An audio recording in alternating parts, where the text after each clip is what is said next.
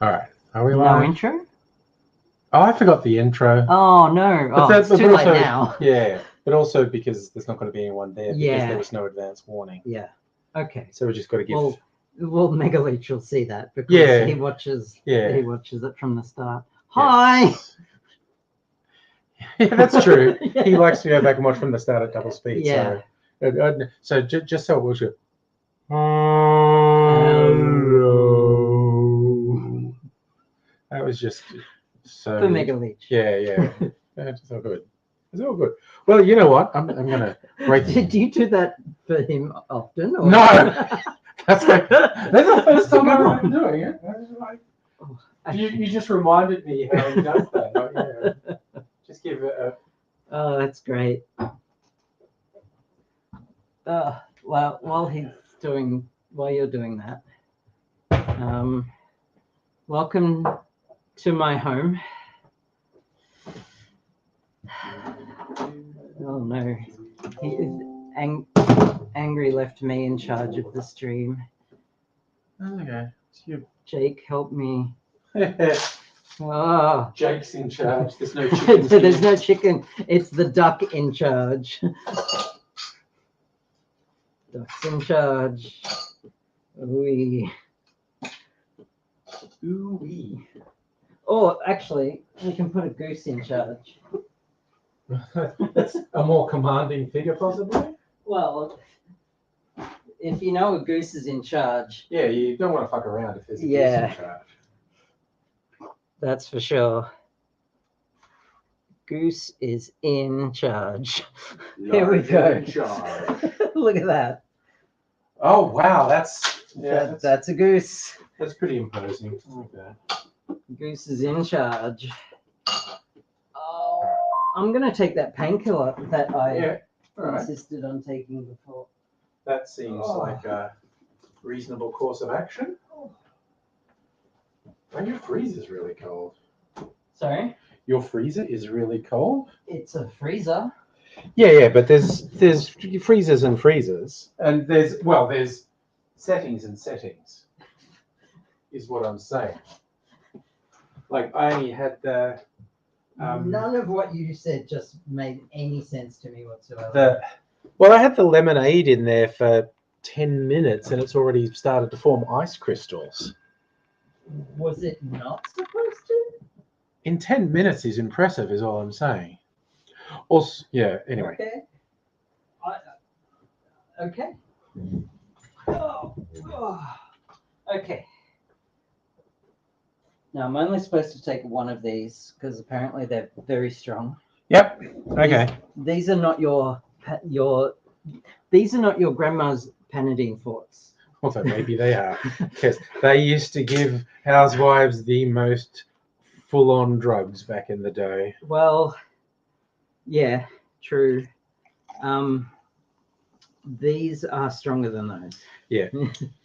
I do remember a few years back working in a call center, and one of the women who worked there, especially was in her 30s, and I don't know, just recreational substance abuse became a topic of conversation. Not that anyone there did, they were just talking about the sort of miscreants who are out in the world who might do that. And she said, "Oh, you know how to get really good drugs? Be a middle-aged woman and go to a GP." She's like, "All I got to do is just go, I just feel run down and tired." And they are going to prescribe you industrial strength speed. Yep. And hello, Kirsten. Kirsten. Oh. They're just getting in the swing. Oh. Okay. Yeah. Today has certainly been a day. At least you are safe at home. Am I though? You are in control of your domain. Okay. It's all good in the hood. Raspberry cordial tonight. Wow, it looks black on the thing, actually. Yeah, it does. It's much more red in real life. Like blood red. Oh, nice. Oh, Kirsten had a sucky day and we're giving her a Oh. nice surprise. Well, that's good. Bummer. No, the sucky day's bad. Yeah. The fact that you're happy to get a surprise is good. Yeah. Surprises are good. Sucky day bad. Mm. Mm. Well, welcome to my home, Kirsten. Yeah. Chez Abigail. Casa de Abigail. Yeah. Shay? I think this is what they say for a restaurant. It's Chez. Oh, okay. I don't know. I'm the bloody French. Who knows what they're doing and why they're doing it? The French, maybe. Not history says no. Sweet husband did take me to a winery on our way home. Oh well, I hope that was the beginning of improvement. Yeah. Yeah. Well, here's to Kirsten's husband. Cheers, yo. Cheers.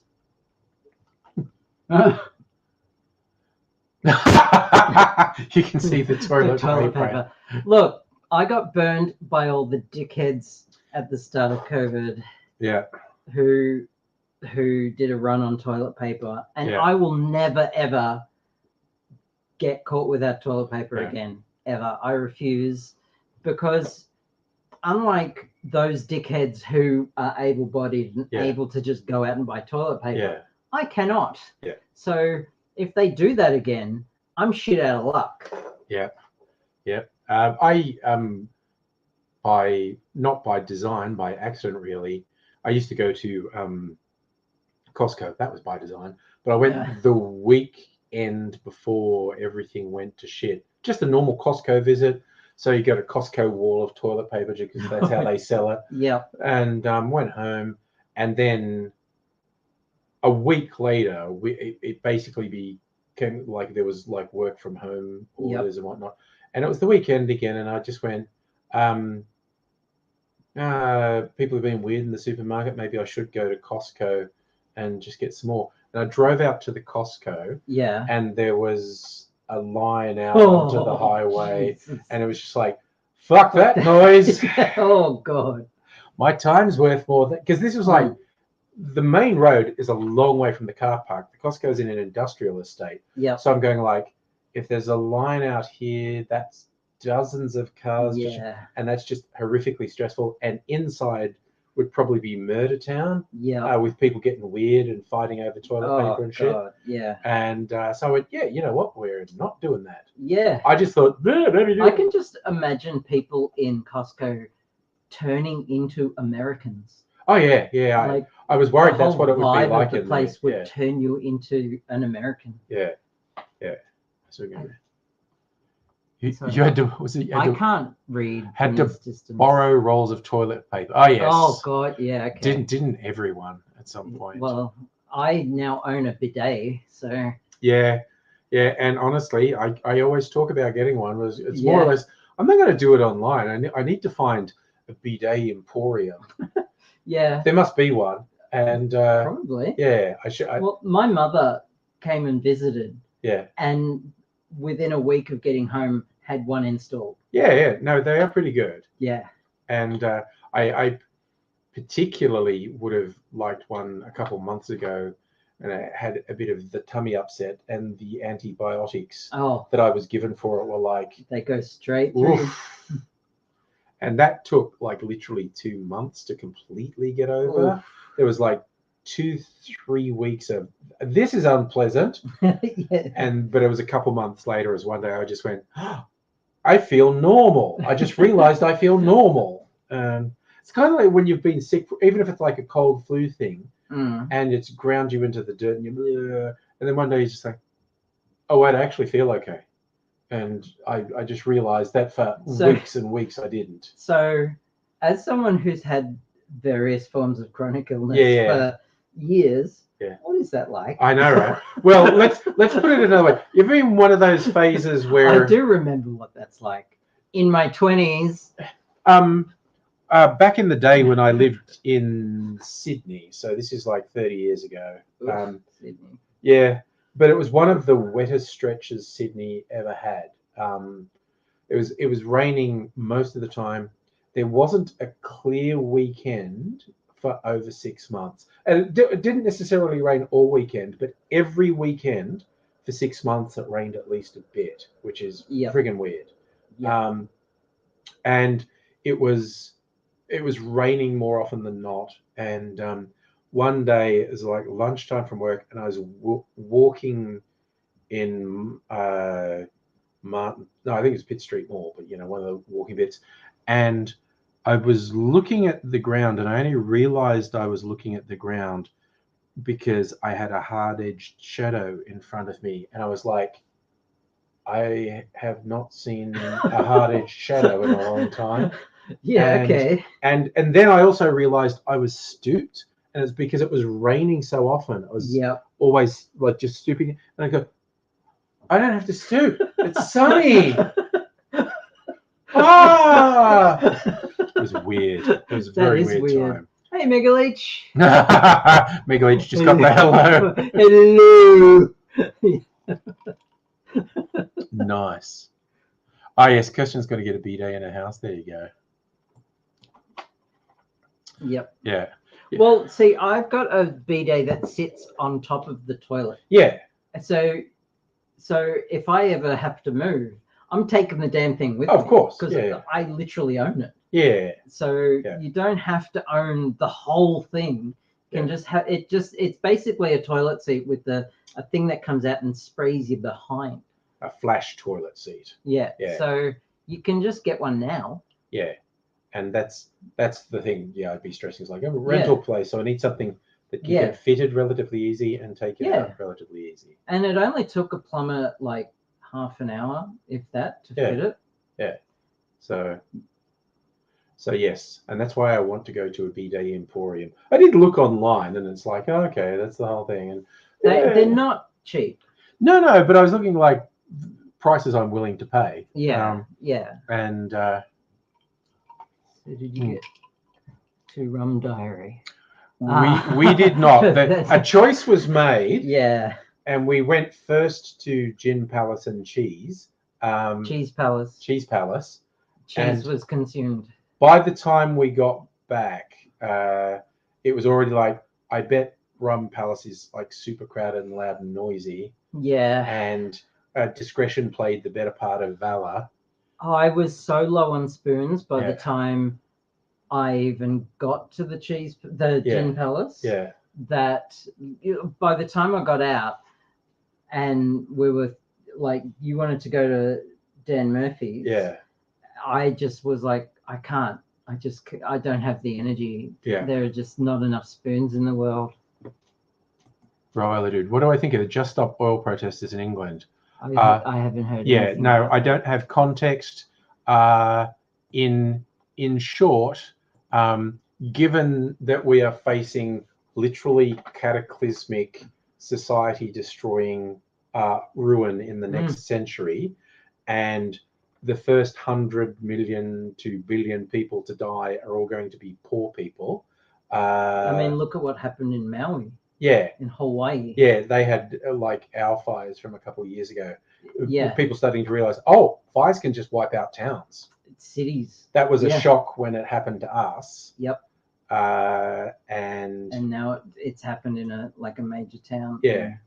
In Hawaii. So it's also just generally having been someone who's been involved with, associated with activists, it's almost like you can tell what activism has the most chance of working because the state crushes it the most fiercely. Yeah. And these climate protesters, whether they're blocking roads or gluing their hands to galleries or whatnot, the state's going after them like a fucking serial killer. It strikes me that subtle is not going to work. No. Like, Jesus, really want me to get in my gloom and doom when 90% of the food chain dies, and areas where literally billions of people live become uninhabitable. Exactly. Why do you think I'm trying to teach myself how to grow food in an apartment building? Yeah. Like, I've got garlic, spring onion. I tried to grow tomato. Yeah. Like, this is what we're facing. Yeah. And You think the stuff Australia has done with incarcerating asylum seekers on island is brutal. It is. It's morally inexcusable and actually illegal. But probably in our lifetime, we are going to see asylum seekers being machine gunned at borders. Yeah. Okay. If you want to know how bleak I get, I just picture Europe, North America, Australia, probably all England. of Asia as well. And I say England strategically because the UK will have disbanded by then. Yeah. Scotland will have said, "Fuck this, mate." Literally, as "Fuck this, mate." Waves of millions of desperate people come through, they're just going to environmental refugees. They're just going to get machine gunned at the border. And it's just going to be ugly. And I don't see any significant change happening inside the first billion deaths myself. No. Yay! Angry Aussie's being depressing on a Friday. Well, I mean, it's just true. Like, if the powers that be, the oligarchs and the politicians wanted to change, should have changed. Yeah. They'd have done it way before now. And also a bunch of really stupid as shit technological solutions are going to be deployed, half of which will do nothing. 90% of the remainder will actually cause horrific problems. And there's maybe a 1 in 100 chance that there's something that will alleviate. But of course, too little, too late. But also the danger with a technological solution that helps at all is the evil pieces of shit in control go, well, there you go. We don't have to change anything because there's a technological solution. Yep.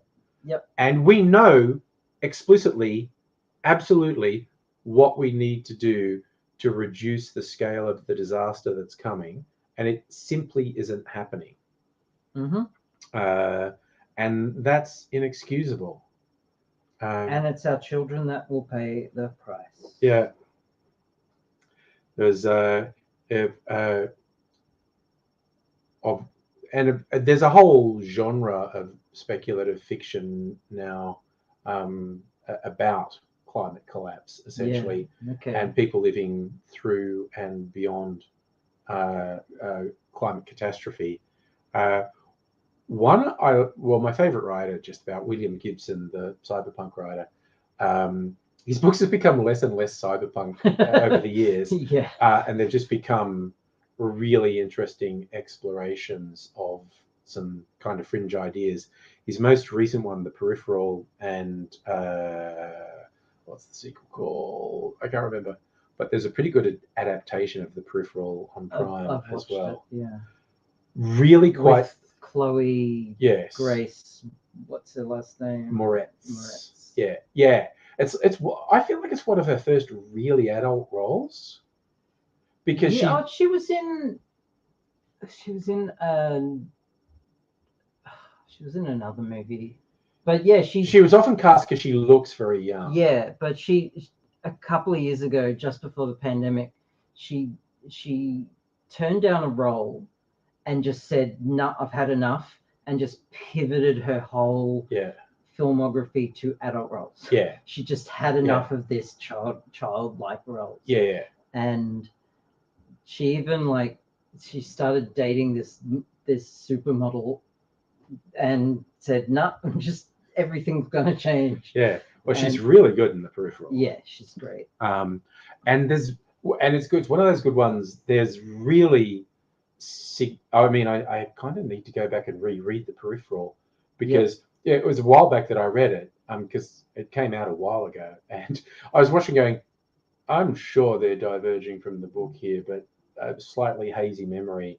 But they did it in really good ways. And that's why whenever people get up in arms, and we won't recontest the Rings of Power, because there is far more wrong with that than right with that. I don't know what. Okay, so I have. Look, two of my Oh yeah, Armageddon stuff again. Yes, having come up through Catholic school and okay. stuff. Can we change the subject? Because I Yeah. want to talk. I want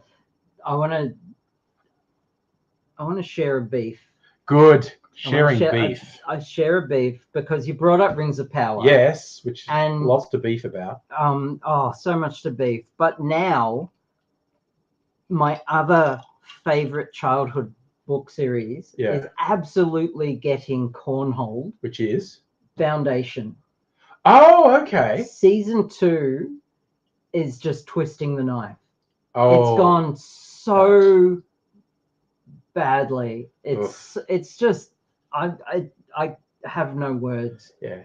It's Asimov would be just turning in his grave. And I have not watched any of it because it's on Apple, and I refuse to pay for another streaming service. I just downloaded. I know, and there's so much I haven't watched on the stuff that I have legitimately I can't be bothered sailing in pirates around various bays. So I just don't. It's like, okay, it's just not a thing I'm going to watch. And I see things. Oh, that's not a thing. I'm just not going to watch that. I'm going to watch something else. It looks great. Yes, production looks very good. Production is great. The story, it might as well not have anything to do with Asimov whatsoever. So what's happening? Harry, you remember 18? Oh yeah, the 2012 Mayan thing. It's literally virtually every generation in history thinks they're living through end days. You just find documentation time and time and time again. Everyone thinks the time they're in is the most important time. Everyone thinks the time they're in is end of days. In previous eras, it was around God type stuff. Yeah.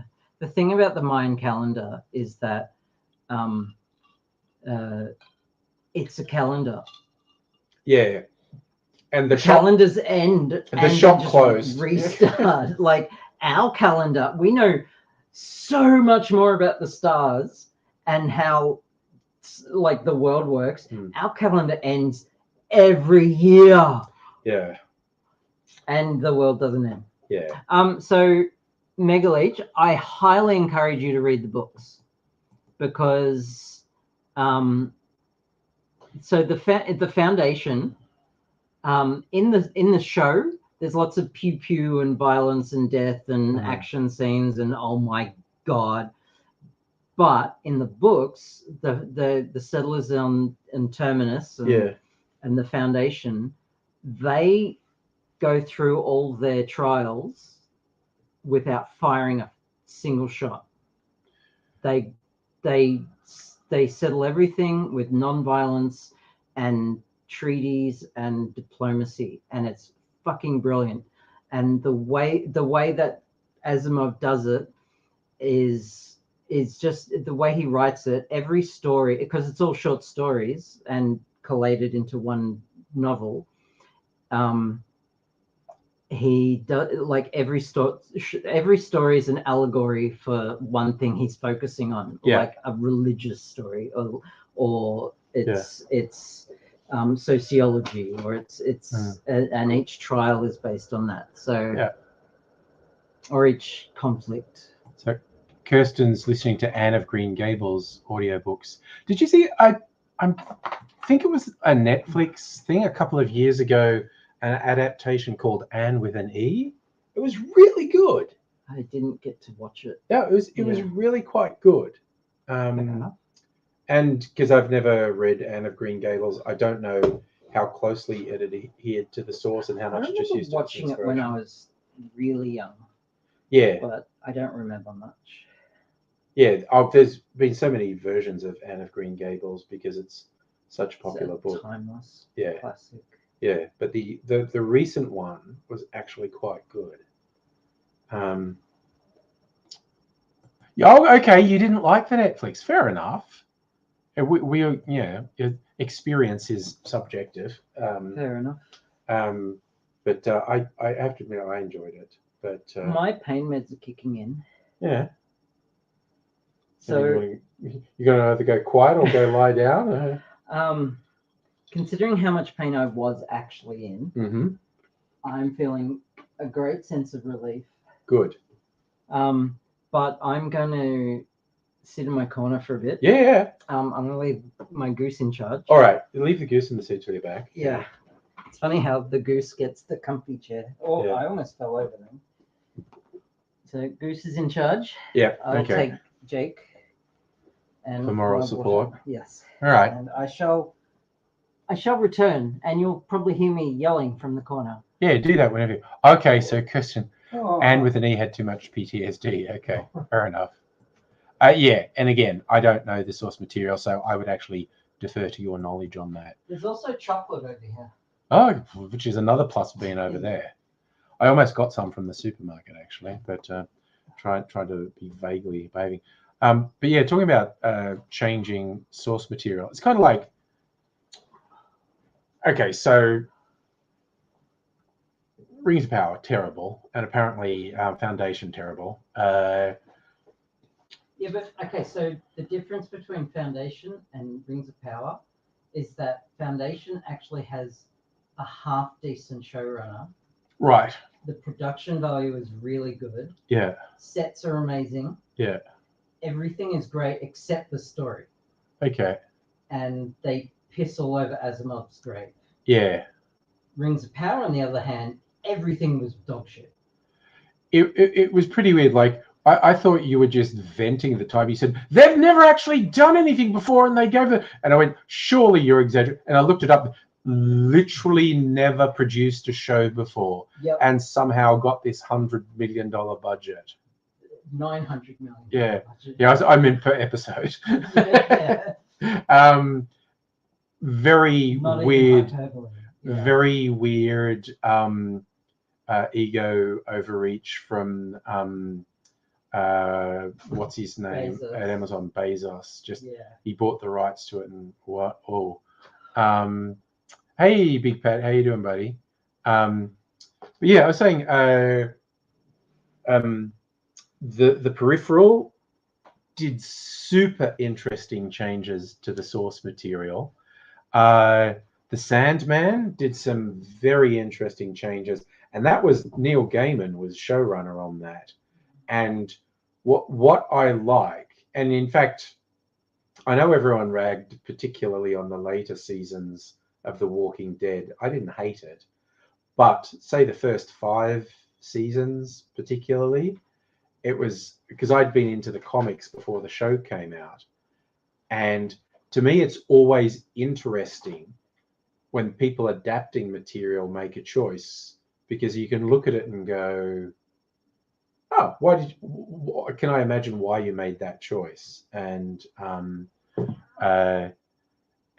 most of the changes, oh my God, that's a real cat? That's Jesus. a real cat. She does that all the time. It sounds like the rubber chickens, honestly. She's old, and That is an old cat noise. I have no Yeah. idea if this microphone is picking it up. There are old cat noises going on here. I don't know why she does it. She's asleep. Oh my God, She's in her sleep. that's in her sleep. Yeah. Okay, that's funny. It's not funny. It's quite distressing. I know. Yeah. Shadow does it when she walks into rooms. Yeah. Her personality has completely changed since Mimsy's departure from this mortal coil, Yeah. which was weird. Now we're going, wait, Mimsy was bullying you the whole time? When visibly you were always shoving her out of the way at the food bowl and stuff, but she clearly gave you a sense you weren't welcome in the house because you've completely changed without her here. And she does this stupid thing of just walking into the room and announcing herself really loudly. Just, wow, like, hello. I mean, like, you don't have to announce yourself. You could just be here. You could just come into the room. An announcement's not necessary. And she always does it. And like when we're watching TV, I love that. it's hilarious. It makes me laugh every time she says it. And when we're watching TV, she'll come in and she'll jump up between us and kind of demand to be patted, and won't 99% of the time won't settle down. We'll just run around. We'll sit on the end of my knee. You know, sometimes I kind of get her to lie on her side in a rubber tummy, and she'll stay there for a while, and then she'll just jump up and run away. If you make a sudden movement or a sudden noise, she'll freak out and run away. And it's like, we've had her for, I don't know, 10, 11, 12, 13 years. I forget how long. But our running joke is the way she occasionally runs in terror. It's like in the back of her mind, she's going, I knew it. I always knew they were going to murder me. They're going to do it today. They've been lulling me into a false sense of security for a decade. If I hadn't have run out of the room, they would have murdered me right then and there. Today's the day. Today's the day. They're finally going to do it. She's so neurotic. And in fact, we actually picked her at the animal hospital. There are all these kittens there, and she was the smallest, and the others all seemed to be picking on her. And so I just figured she's just got bloody ingrained trauma from being bullied as a kitten. Okay, I'm going to come over here and I'm going to sleeve up some cards. Ooh. Oh, that's right. You've got some cards. Plastic sleeves for your cards. Card sleeves. In the nurture. I didn't point it out to you, but they had some stuff. I think it's like Warhammer stuff, expansion stuff, and I was amusing myself. And I mean, I actually made. I saw you looking at the Warhammer stuff. I made myself laugh at one point by imagining all those names were either names of sex toys or someone's pet name for their genitals. Yeah, okay. I like that. And once I got that into my head, then I'd look at the next name and go, sex toy or genitals? And one of them in particular, I actually laughed at one of them. I looked at them and I said, there's something wrong with me. Why did I? Well, do you remember any examples? I should. Maybe I could just look them up. What are they? Warhammer expansion pack? Is that what they were? What were those little things? I don't play Warhammer. Oh, okay. So I were they Warhammer? Probably. I honestly don't. They were fantasy things. I don't know. There's a Warhammer fantasy and there's a Warhammer 40k. It's all very nerdtastic. It really is. Well, I mean, that's why I said when we walked in there, ground floor is for nerds. Yeah. First floor is for uber nerds. Because ground floor was board games. Yeah. First floor was Magic, The Gathering, Warhammer, and role-playing games. So TTRPGs. So regular nerds, ground floor. First floor, that's your hardcore, like, point and laugh nerds. Yeah. No, I should have taken a picture of them or something because I am pretty easily amused, but I did manage to amuse myself by deciding all these weird names were either a sex toy or someone's pet name for their genitals. Yeah. There's a game that you can play with magic cards.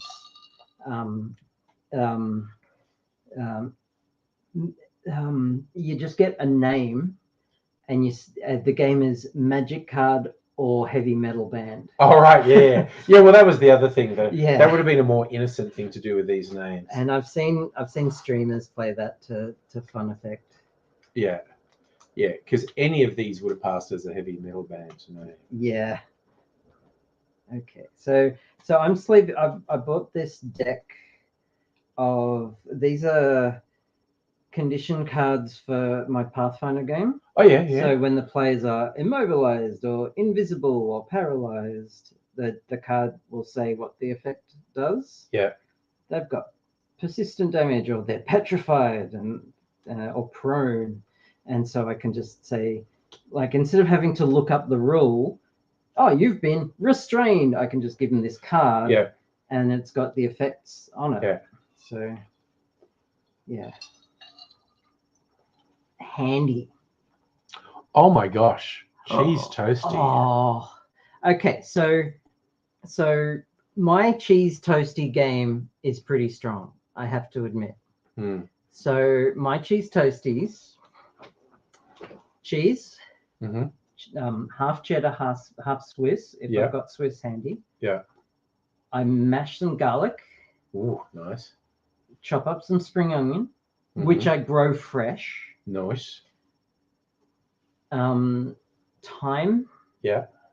And a little bit of oregano.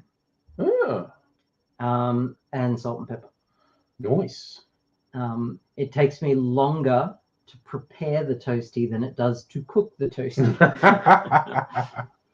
It just reminded me of the movie. Oh, and of course, Chef. tomato. Preferably Roma tomatoes. Movie Jon Favreau did before he got deep into the Star Wars stuff for Disney. It's called Chef, and it's like the most literal like food porn I've seen when this cooking a cheese toasty on a grill. Yep. It's the most sort of, oh yeah, no, it's getting out here.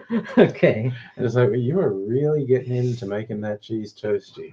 Well, you know, I don't kink shame. Yeah. But yeah, that's not a bad movie actually. Hey Liam, doing fine. How are you? Some people are more the menu than chef. Yeah. You know, Yeah. I don't kink shame. You haven't seen the menu. I have. It's pretty goddamn funny. I haven't seen the menu. All right. To be honest, I was just making a joke. All right. Will's seen it. He keeps telling me to watch it. I have got it on my Plex server. It's the Ray Fiennes one. Yeah. I don't know. Well, it's like a bunch of rich people yeah, on an yeah, island. yeah. We watched. Okay. I thought it was a horror. Is it a horror comedy? We watched two different movies in the same weekend. The theme was both rich people getting what's coming to them. One's called Triangle of Sadness. It's about these people who are on a luxury yacht. Yeah, okay. And the menu is like at the most exclusive restaurant that exists. Yep. And all these people go to it. And Triangle of Sadness is more misadventure. Yeah. Menu is more malevolence. Okay. Okay. But in both cases, the movies can be summarized as rich people get what's coming to them. I think I will enjoy it. Yeah, no, it's very therapeutic. Well, the thing is that lately, because I've been under a lot of pain, like because of my gallstones, yeah, I've just been trying to manage pain so much. I've been watching comfort movies a lot. Yeah, no, good idea. Like last night, for example, I watched a Christmas movie because it was comforting. Good. A lesbian Christmas movie. Well, there you go. With Kirsten Stewart in it. Oh, right. And Victor Gerber. How do you spell it? How do you say it? Victor Gerber? You know him. Do I? Okay. Yes, he's quite famous. Well, Victor Gerber. Help me out, Megaleech. Come on. If I look up husband. If I look up Kirsten Stewart lesbian Christmas movie. Yes, please do. What's her name? From Parks and Rec was in it as well.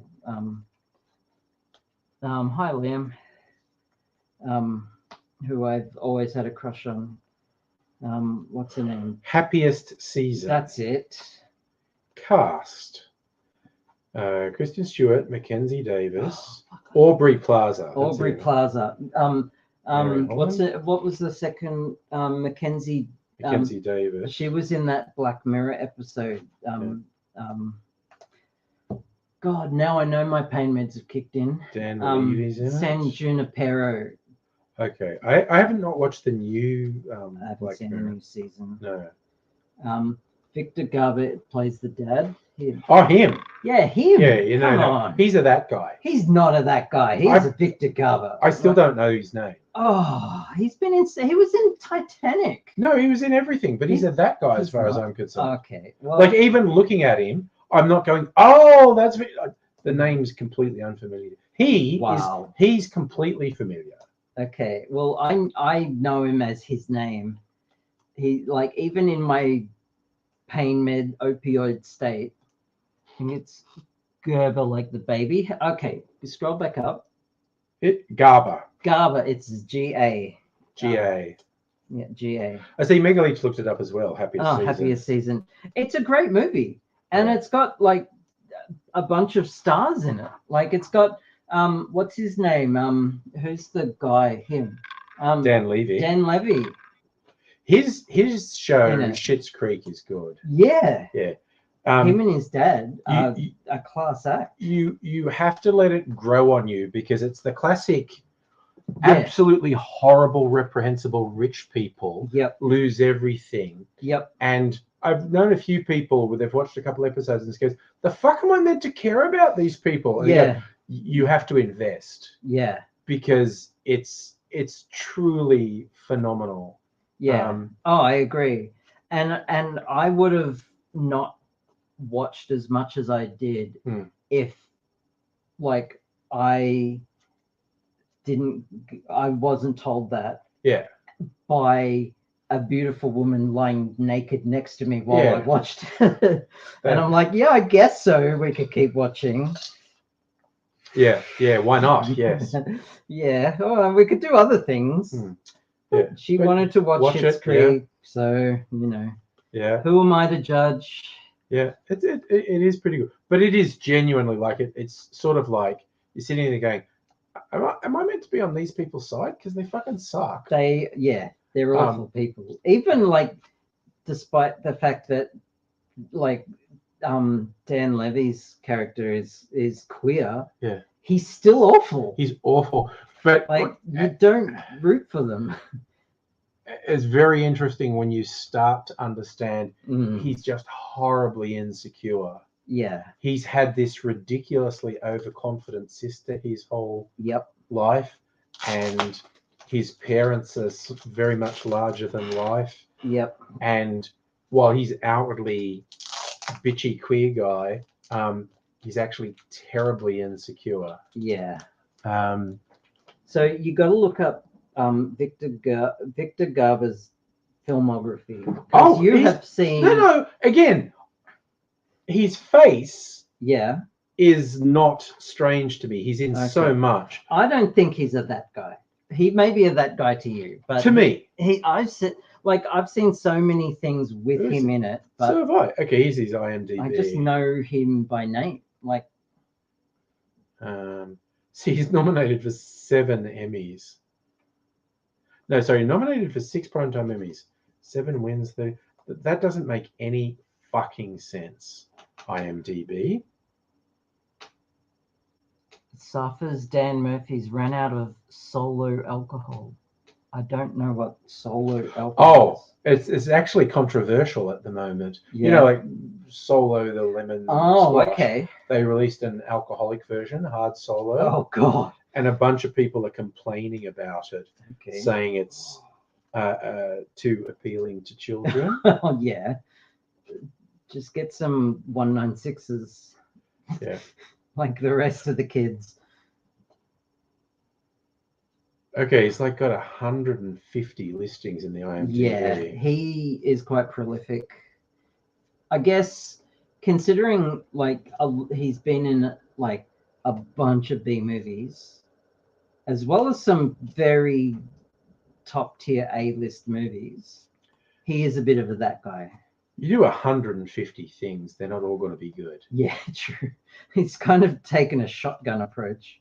He's done a lot of TV series. Trying to think. He was Who's in Sicario? He was in freaking Legends of Tomorrow. Yes, he was. Like that fascinated me. Like, why would he be in a schlocky CW DC? Because they superhero paid him. I often think like he's sometimes like quite well known. I mean, the Legends of Tomorrow was campy and they owned it. It was so good. Yeah. It had Superman. Well, not the actual Superman, but it had the guy who played Superman in Superman Returns. Yeah. I forget his name. Mega Leech again, please. Anyways, the thing. Safa, well, I think by now Abigail's totally sober. We did have a drink. Oh at, yeah, I have no alcohol left, No. but I am. Oh, you are pain meted up. I'm so pain meted up. Yeah. And I'm still in pain, but yeah, I can't feel my face. Only because of the pain meds. Yeah. So there was a pop song a couple years ago. I can't feel my face when I'm with you. I can't feel my face when I'm with you. There's a YouTuber but I like it. YouTuber I quite like. Brandon Ruth, yes, he's There you such a dude. Thank Thank you, Megalich. And he tends to make songs. He'll come up with samples from weird things to put a song together.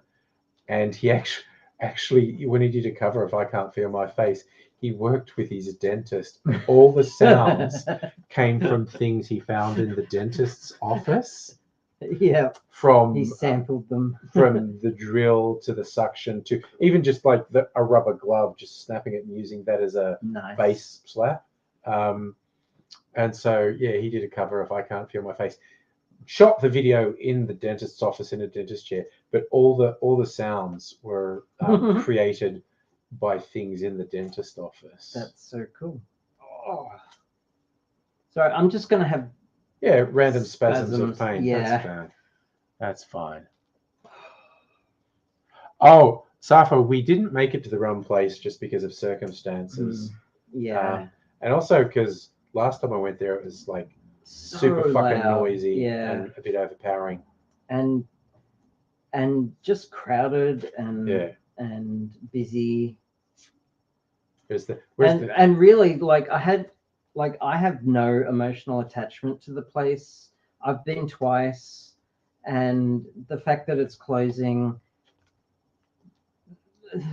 it doesn't bother me. Yeah. The only reason I really wanted to go back was because the bouncer was really cute. And as I said when you brought it up before, I've heard of way worse reasons to go to places. Yeah. Yeah. I hope she gets another job somewhere close by. Just saying. Somewhere close by. Oh. Yeah.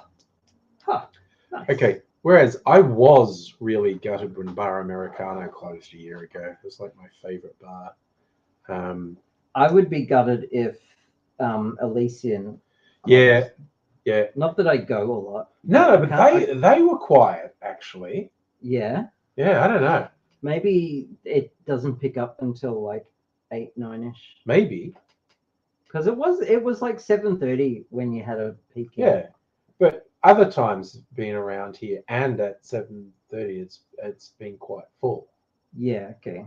But who knows? Maybe it just swings and luck of the draw, luck of the night. I know, because this stream is probably ending much earlier than an average Friday night stream, because I'm going to go home and I don't know, sleep in your own bed. Yeah.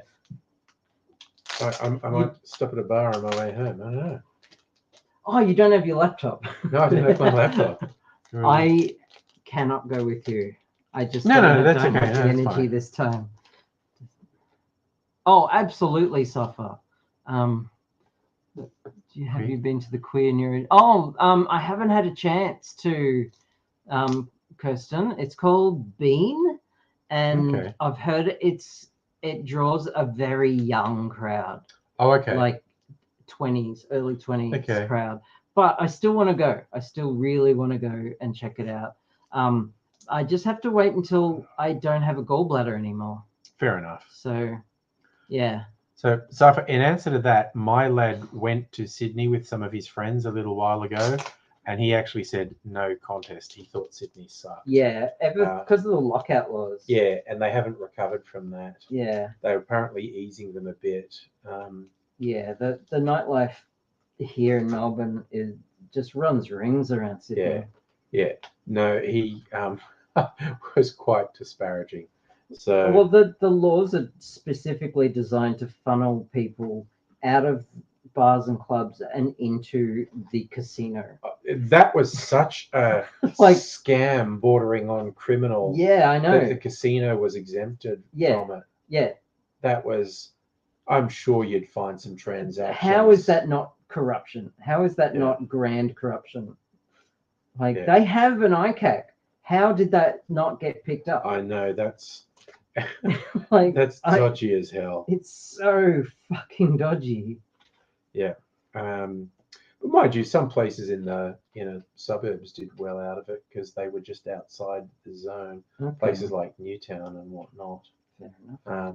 where I used to live, which was a nice place to live. But yeah, no. So yeah, the answer apparently is Sydney Life's nightlife sucks. Yeah. Once it hits a certain time, Sydney just dies in the ass. Not going back to Sydney unless someone pays. Yeah. Well, someone was paying you, Kirsten. Yeah. And I still can't see you going back. Yeah. I wouldn't want to live there even if someone was paying me. Like, I lived there 10 years and I did have a good time while I was there. It was like Dubbo to Bathurst to Sydney. And I moved to Melbourne after I'd been in Sydney 10 years. And the removalists were even making the standard joke about, you're in Melbourne, mate. Did you kill someone? Do you have to leave? What? They were just joking about, what laws did you break to have to leave Sydney? And just all the jokes you make when you're in Sydney talking about Melbourne, or when you're in Melbourne talking about Sydney. Okay.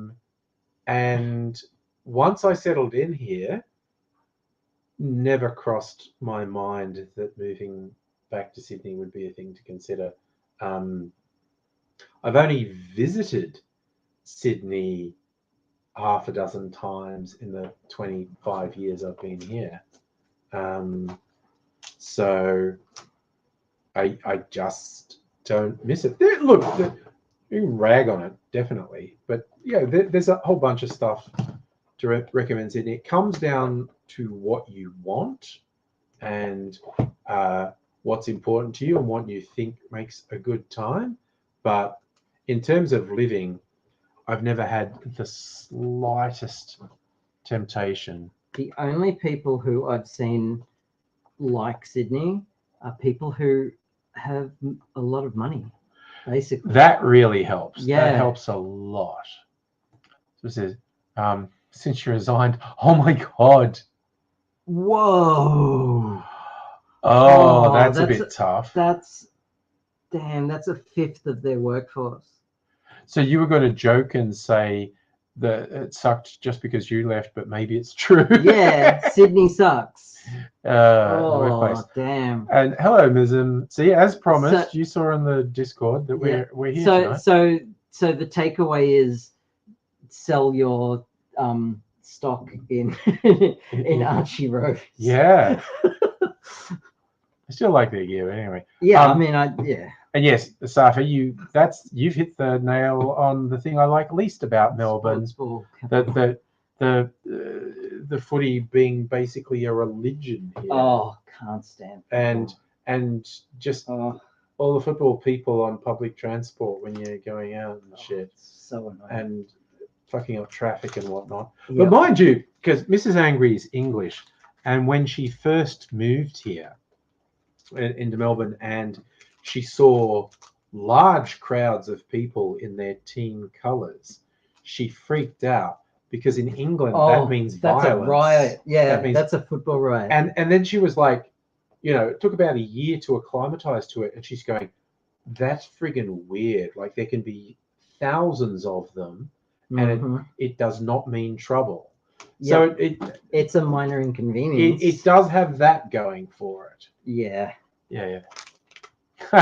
Yes, it was. Well, I don't know. It's as real as any other time. It's just we're in. Yeah. I mean, I've been on the stream before. Yeah. We're just in the same place at the same time. So theoretically, we're both real people because we were previously on different things, and now we're in the same place. Yes. Oh, that's it. But yeah. Mind you, having ragged on the sports ball and the sports obsession, particularly an international tourist, if they're looking for something to do and it's football season, I would float. You want to go to the MCG and watch a game because that's full on. I've been in the MCG during what's the second last game? Oh, right, the preliminary final. Is it? Is that what it's called? Yeah. Just before the grand final? Yeah. Whoever wins, that's going into the grand final. I've been then. Yeah. As someone working. Yeah. And that was rough. I don't think I'd like to work there. It wasn't like I was a first aider. I was doing first aid for the people, for the spectators, the viewers. Yeah. And I mean, a lot of the injuries were self-inflicted on each other. Yeah. A lot of drunken people. Yeah. But it was not pleasant. No. A lot of noise. Yeah. And carrying on. And I avoided the crowd. As soon as the game was over, I was inside. I did not. I was in the first aid booth. You didn't leave with the crowd. Did not leave until the crowd had left. Yeah. I just stayed inside. Yeah. Yeah, as a first exposure, I wouldn't recommend someone go to a final. Just go to a regular round. I remember my dad taking my brother and I to football games when we were young children, and I just zoned out. I don't see the point of it. It's so banal. It's and so, I mean, it's so homoerotic as well. It certainly is. So, like, I would watch no martini. No, I don't have martini gear here. So I would watch women's football. Yeah. But for a different reason. Yeah, no, I get it. Yeah. Women's cricket is amazing. Yeah. Women's cricket for multiple levels. Yeah. Because I enjoy cricket. Yeah. And then I enjoy watching women's sport. Yeah. But women's cricket is super cool. Oh, good. It's so awesome. Yeah. But I'd take someone to a game just as an experience. But there would be the warning. Are you okay with large crowds of really vocal people? That's very rowdy. Yeah. I took Mrs. Angry's brother to one. And it was actually the first game of the season. He actually happened to be the first game of the season. Mm-hmm. So the stakes weren't that high, but it was the first chance to see a game on. So we went to it. And there was this one young lad who was not far from us. He's only early 20s.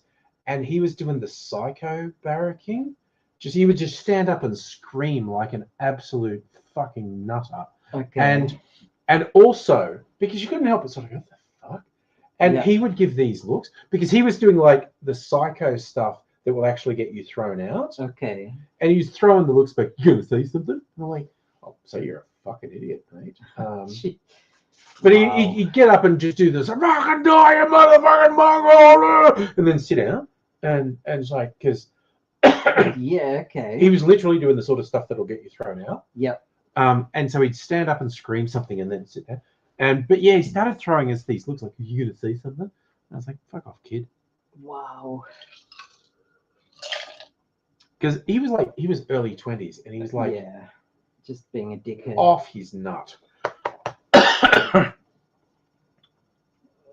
Oh, nice. Mism played club level. And under 17s, that's something. Oh yeah, everyone's getting into the Matildas. The soccer. Yeah. It's exciting. Yeah, there was. Oh my god, it's a weird thing. Like, I try often like amuse myself. I was going to say at work, not just at work, in the evenings as well. Just like looking at news headlines. Like I go to like Google News and look at the headlines of the outlets and everything. And the Murdoch outlets. They never cease to amaze with it. How low they'll steep. They're still so angry at Dan Andrews. And I found it hilarious to watch. Like when he won the first time, they were like real angry at the people of Victoria. Like, how dare you not do what we told you to do? Yep. And then when Dan Andrews, because one of his key things was, I'm going to kill that freeway because people said they don't want it. Mm-hmm. And then he did it. Yeah. And they were like, how dare you? How dare he fulfill a key election promise? How dare he do what he said he would do? And it was like, and so then when he came up for re-election, there was just this onslaught. It was the African gangs Yep, he's ruined the state. You can't run. And he gets in with an increased majority, and they were so angry. It's like, why aren't you listening? What aren't you doing? And so then third election, increased majority again. And or very much the Vic Libs marginalized to almost irrelevance. And they're so angry. Why won't you listen to us? And it's because they were saying stuff that was so blatantly untrue that people went, is that happening? I don't think that's happening. They're saying I'm scared to leave my house. I'm not scared to leave my house. What the fuck? Their lies are just so transparent. And there was one this week with... Oh, I think I want to vomit. At what? At Peter Dutton. At what Suffer said about Peter Dutton. He's doing a cooking show on ABC. Does it involve cooking the natives? Because that's all Peter Dutton... He's so fucking racist. Like... No, the racist potato. All the media, including the fucking ABC, ran stories in the last couple of weeks in the lead up to the election. Oh, he could lose it. It could be this. And I was like, that's not real. But it started to get to me. And stupidly, that probably motivated people to vote Labor because they, it's going to be close. I better vote. I was going to vote for an independent or something, but they're telling me that weird, strange. And to me, it's also the media desperately trying to be relevant. Like they fucking loved the role they played in Julia Gillard getting knocked off. That they were just regurgitating all of Kevin fucking Dick Brain's sniping. Oh, Kevin Rudd. Yeah, they loved the drama and they orchestrated that, and they loved that they made it happen. And they did. The media did make it happen. If they never repeated any of Rudd's horse shit, it never would have happened. But they love it, and they went for it. And they thought they could do the same thing with Andrews, and it's not working. And they're so frustrated.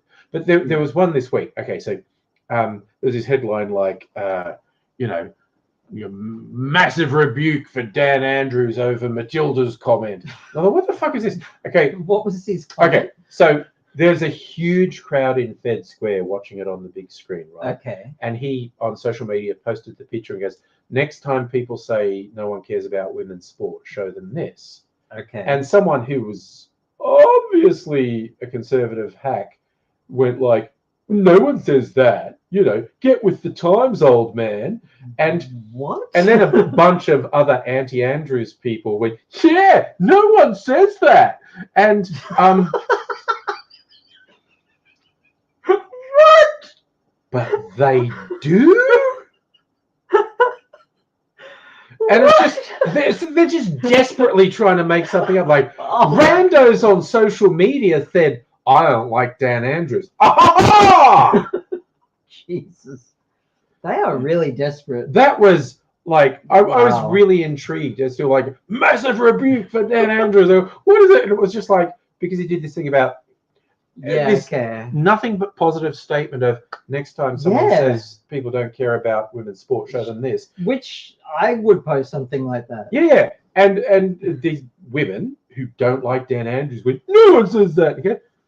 They do. Yeah. They really, really do. Wow. And it was just, oh God, you motherfuckers are clutching at straws. That's not even a straw. That's a nothing burger. Yeah. Oh, Justin's up in the Sunshine Coast, passing through Kevin Rudd's hometown. Yeah. There you go. There is literally no question of Labor winning the next state election. The Victorian Liberals are super strong right now. A non-event. It's basically Dan Andrews gets to decide whatever the fuck he wants to do now. Yeah. Does he want to stay on? Does he want to contest the next election? There has to be something like meteoric happening. Yeah. Like so it's like something big has to But happen we had to that. shake everything up. We had a Like- global pandemic with lockdown levels that freaked everyone the fuck out. And then he slipped and almost broke his neck. Yeah. And he still led us through a pandemic from fucking hospital. Yeah. Like, And it's just like, no, if that but he's doesn't dent, untouchable. if that doesn't dent him, nothing does. Yeah. Which And again, I don't even like him. no. I would say when people say what I think about, I say, in my opinion, he probably passes the incredibly low bar of the best political leader in Australia. Yeah. Because the rest of them pretty much suck.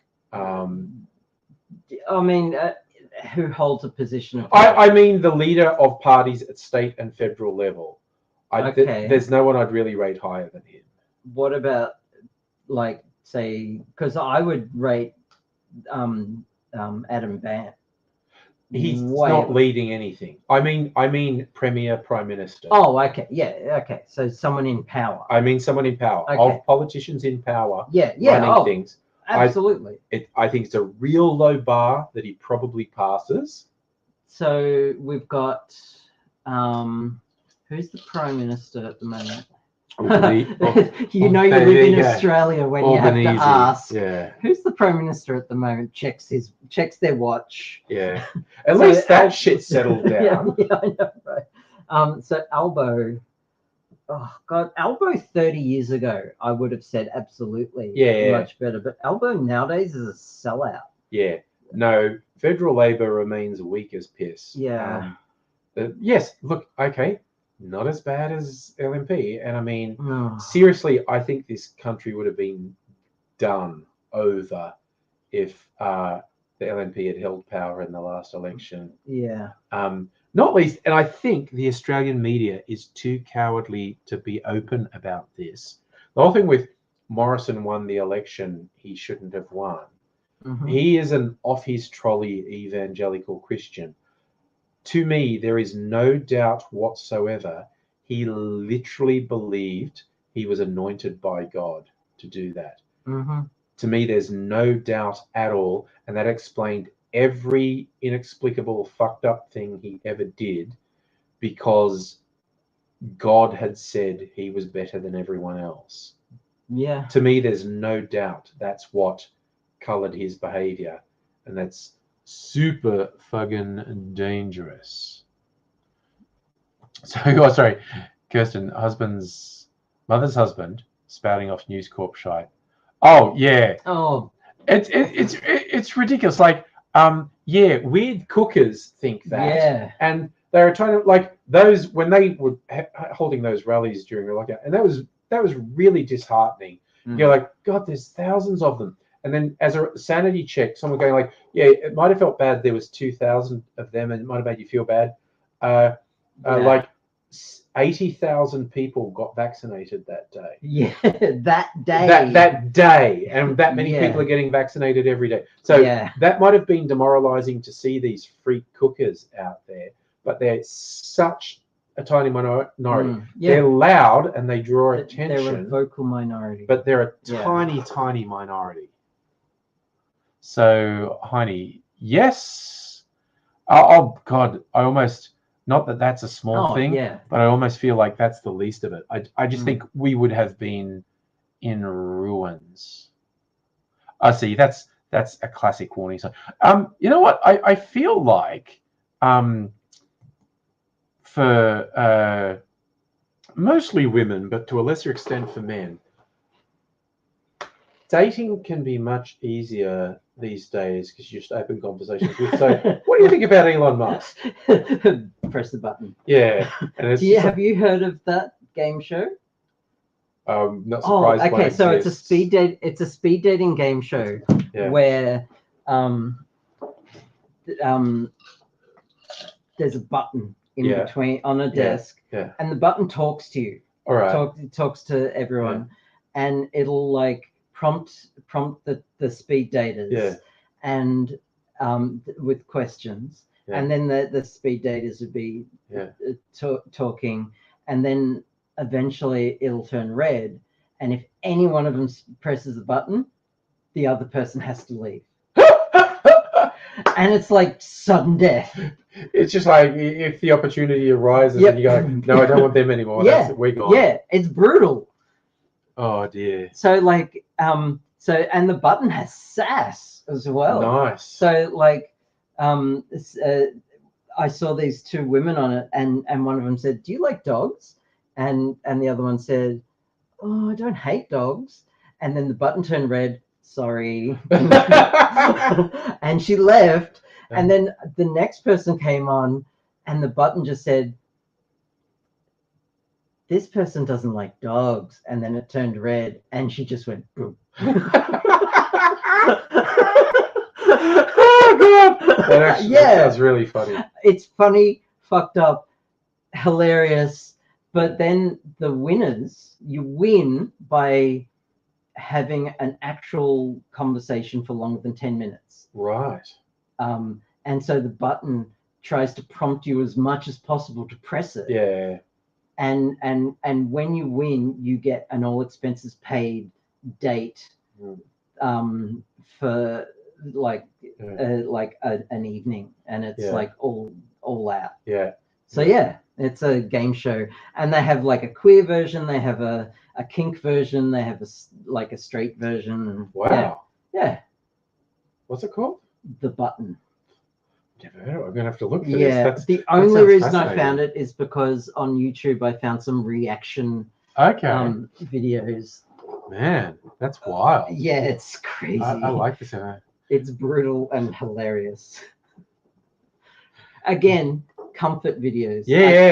I cannot do like brainy videos right now. I'm just pure trashy TV at the moment. God damn, that's wild. It's crazy. That is absolutely wild. But yeah, I feel like it kind of makes things easy. You just ask someone what they think of Jordan Peterson. Yeah. Or Elon Musk. And cool. Yeah. Oh, Matt, you're just explaining your lemon heads. That's your Facebook name. I saw two people having they sat down and they hit it off really well. Yeah. And giving each other compliments. Yeah. And all of a sudden the button just turned red inexplicably. Yeah. And just one of them just went like that. And the other one just like, why? Why? And she just said, "I'm just not vibing your particular body type." And it was just a really brutal way to say, "You're fat." Oh my god! Even though she opened with, "You're a very beautiful woman." Wow. Not vibing your body type. Yeah. Come on. Don't open with that. Yeah, that's oof. Yeah. Anyway, I'm gonna escape. All right. Again. Chill out time for Abigail. I'm gonna put Goose in charge for a bit. All right. Having said that, I might leave the Goose in charge to go and get some ice, pour myself another drink. I'm really loving what the reflected light of this laptop does to my complexion. I feel like Is it warm light or is it cool light? I'm red and blotchy with blue highlights. I think I might be dead before the evening's out. I am already dead, so. Oof. Yeah. God damn. Oh, I gotta show you something. Oh yeah. I got this as part of a Kickstarter package. It was a bonus. Oh, nice. It was for this deck box. Yes. And they gave me this. It's an amethyst spin down D20, which is great and all, but if you look at it, it's not very amethysty. If you ask me, it's more quartz with delusions of amethyst. Yeah. No, I get what you're saying. Yeah. So I emailed them and said my piece. Yeah. This is, I'm going to show the stream. It's very pale. It's not really amethyst. It's amethyst adjacent. Anyway, in my sarcastic tone, I explained all this, and they gave me a bullshit corporate response. Oh no. And I'm just like, nah. No. And I gave it Yeah. to them. I just said, look, if you're going to give me that, Yeah. that's bullshit. Yeah. How dare you? I'm like, Yeah. I'm not stupid. Yeah. Don't give me that. Yeah. If you're going to tell me you can't exchange it, tell me up front. Yeah. I can take it. If you can do something about it, tell me. Yeah. You know, and then they actually gave me a non-bullshit response. Yeah. Like, but I shouldn't have to fucking do that. Yeah. Like, they should just treat me like an intelligent person. Like, Yeah. Fucking hell. I've been getting consistent calls from a particular scam center lately, and they're just like, they start off, they say they're Telstra or NBN, and they're calling about security. And the first couple of times I was just like, I was just answering in an odd but non-specific accent, like, hello, who is this? And when they said they were calling about security, I go, I am so glad. I've been feeling very insecure lately. Can you help me with my insecurity? And then they hang up. Rude. Oh God, I've been getting so many scam calls lately. Yeah. And I just don't have the energy to engage. Well, I really led one on today. I kept answering in monosyllables, like, and I was trying to sound a bit old and stupid, and which I'm pretty surprisingly easy for me. Self-burn. Yeah, I know, right? I'm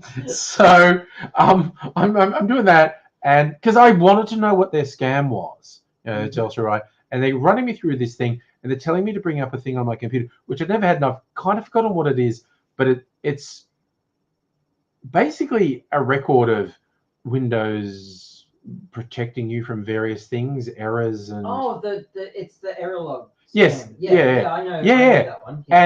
And I that was actually a feature on Windows I'd never seen before, and I wasn't aware of this. And I'm stepping through the stuff, and they were like, "Do you see the thing?" And I was like, "Wow, yeah, it's like 5,000 of these." Except I'm saying, "Oh, it says 5,000," and oh, that's a lot. And it's like, and I kept going because I just wanted to go scam, and there's like, and then I'm doing the thing to tell them my IP address, and I went, "Yeah, that's not going to fucking happen." I don't think I'm at huge risk if I tell you my IP address, but fuck you. And so then I went, and I was gonna. It was just so weird because I'd never seen this thing before, and I was gonna call Telstra and say, I'm really sure this was a scam, but you don't have people calling about this, do you? So the Windows log. Yeah. Has a bunch of errors in it. Yeah. Only because it monitors every single like service starting and stopping and it's just a system so large and complex. Yeah. We'll just have errors. Yeah. And it's nothing to worry about. No, I looked it up and went blah, blah, blah, blah, blah, blah, and it said this is completely normal. And I went, oh, okay, that's cool because I'm reasonably computer and specifically security savvy, and that was completely new to me. I'd never seen that. I have seen that so many times. And that's this. That would get people because that looks bad. Looks bad. It looks horrifying. I used to use the Windows error log during development to track specific errors. Yeah, Mism Creations just noticed. Oh, Goose. That's my unnamed support goose. Unnamed support goose. Who is filling in as my goose in charge. Yeah.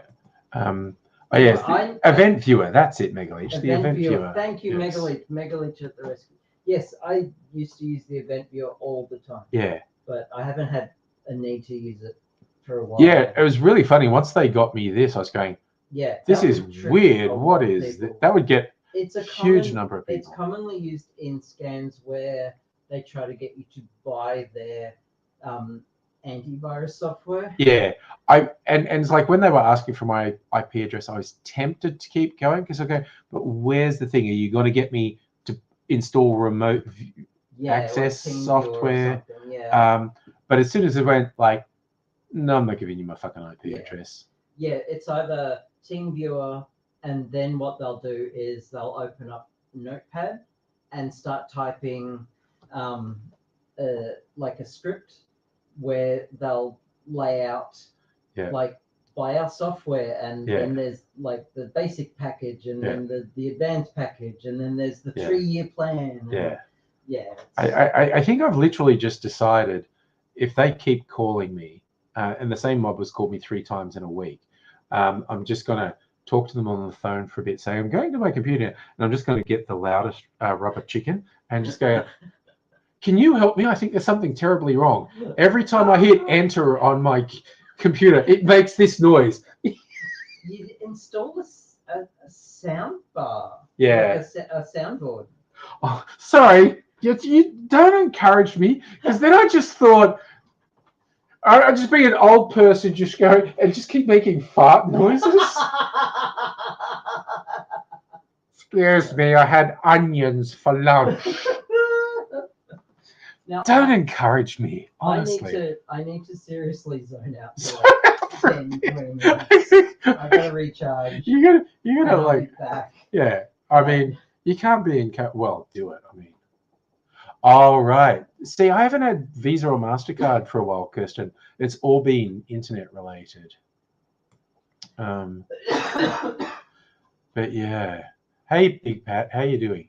Safa, I had a cheese plate at shared with Dr. Abigail at the Gin Palace. So good. Brie, blue cheese and a hard cheese. Had a drink and a cheese plate. And I am just going to pour myself another. I actually had an idea for a drink, a pseudo. I'm just going to get myself a little bit more ice. God damn it. I hate it when the ice misses my hand. All right. Do that. Oh, did you hear the good news? Did you hear? Sorry. When I come back, yeah, I'm gonna remind me. Good news. Awesome news. All right, I'm liking the sound of that.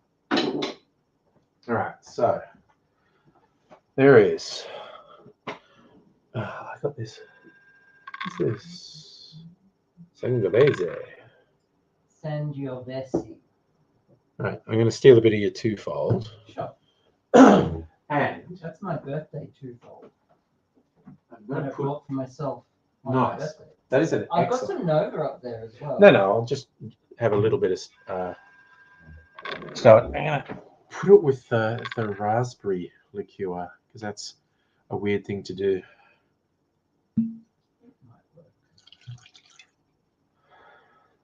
Like an overly flavored old fashioned, basically. Instead of sugar syrup, put a bit of liqueur in it. Just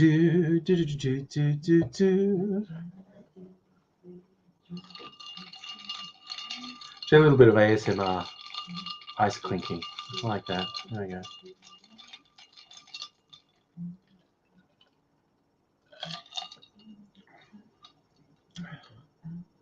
That's not bad.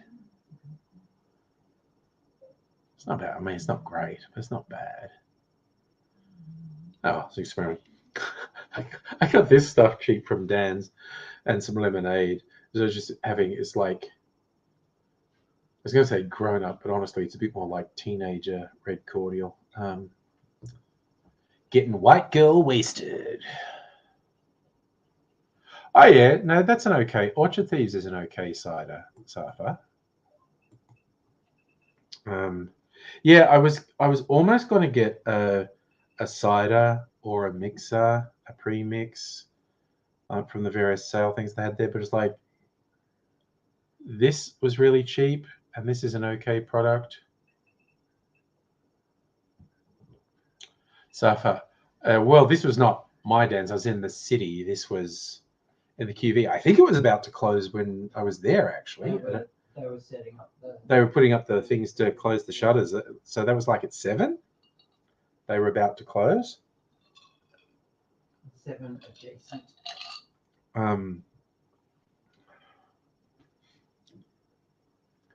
But yeah, they had a few specials there, and I was tempted by a couple of things.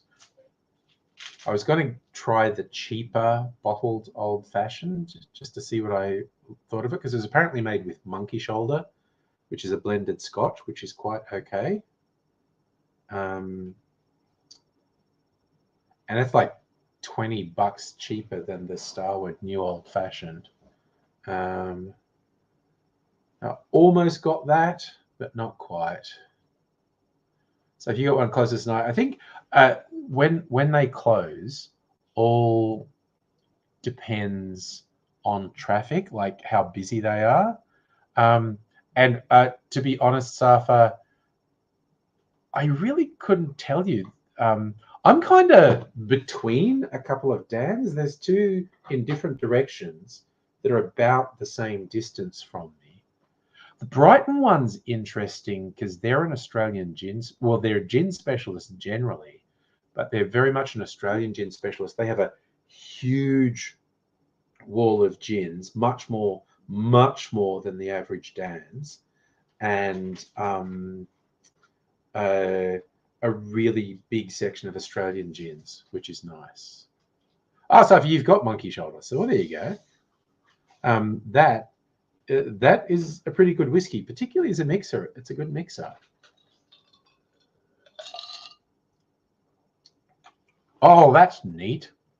The Dans is an old church. Oh, and also, Kirsten, I was going to say something that you said to me, like Starward doing their ballots for really limited edition ones, and I kind of, not very seriously, but kind of complained that I didn't score in the last ballot, and I took it as a personal slight. And you said, don't worry, it'll probably be in Dan's in a couple of weeks. Well, it was slightly more than that. It was a couple of months, but it is in Dan's now. The stout cask style, it's really expensive. It's like $170. I didn't get it. It's like, okay, literally at the moment, Nova's on special for $85, like $20 off. So that stout cask is literally 2 bottles of Nova, and I'm just going out on a limb. It's not twice as good as Nova. Honestly, who knows? Maybe I would taste it and think it was better. I just don't think it's 2 bottles better. But I am in the latest bloody ballot for their musket aged one, because I like the sound of that. The other reason I didn't get the stout cask Starward, despite the fact it's quite expensive, is like I've actually had a couple of stout cask aged whiskies recently, and they're fine, but I've now had a couple of stout cask aged whiskies, so it's not that compelled. But a musket aged one I like the sound of, so we'll see if I get in that palette. Oh, and they also had the honey one that was again, that used to be their website only. I think that was a collaboration with the Her Bar in Melbourne, and for the longest time it was only available on the website, but now it's in Dan's. I am tempted to get that, a honey sweetened Starward whiskey. I mean, honestly, sounds pretty good. So I have no fucking idea what Dubbo has for anything. I don't even remember the last time I was in Dubbo. It was years ago.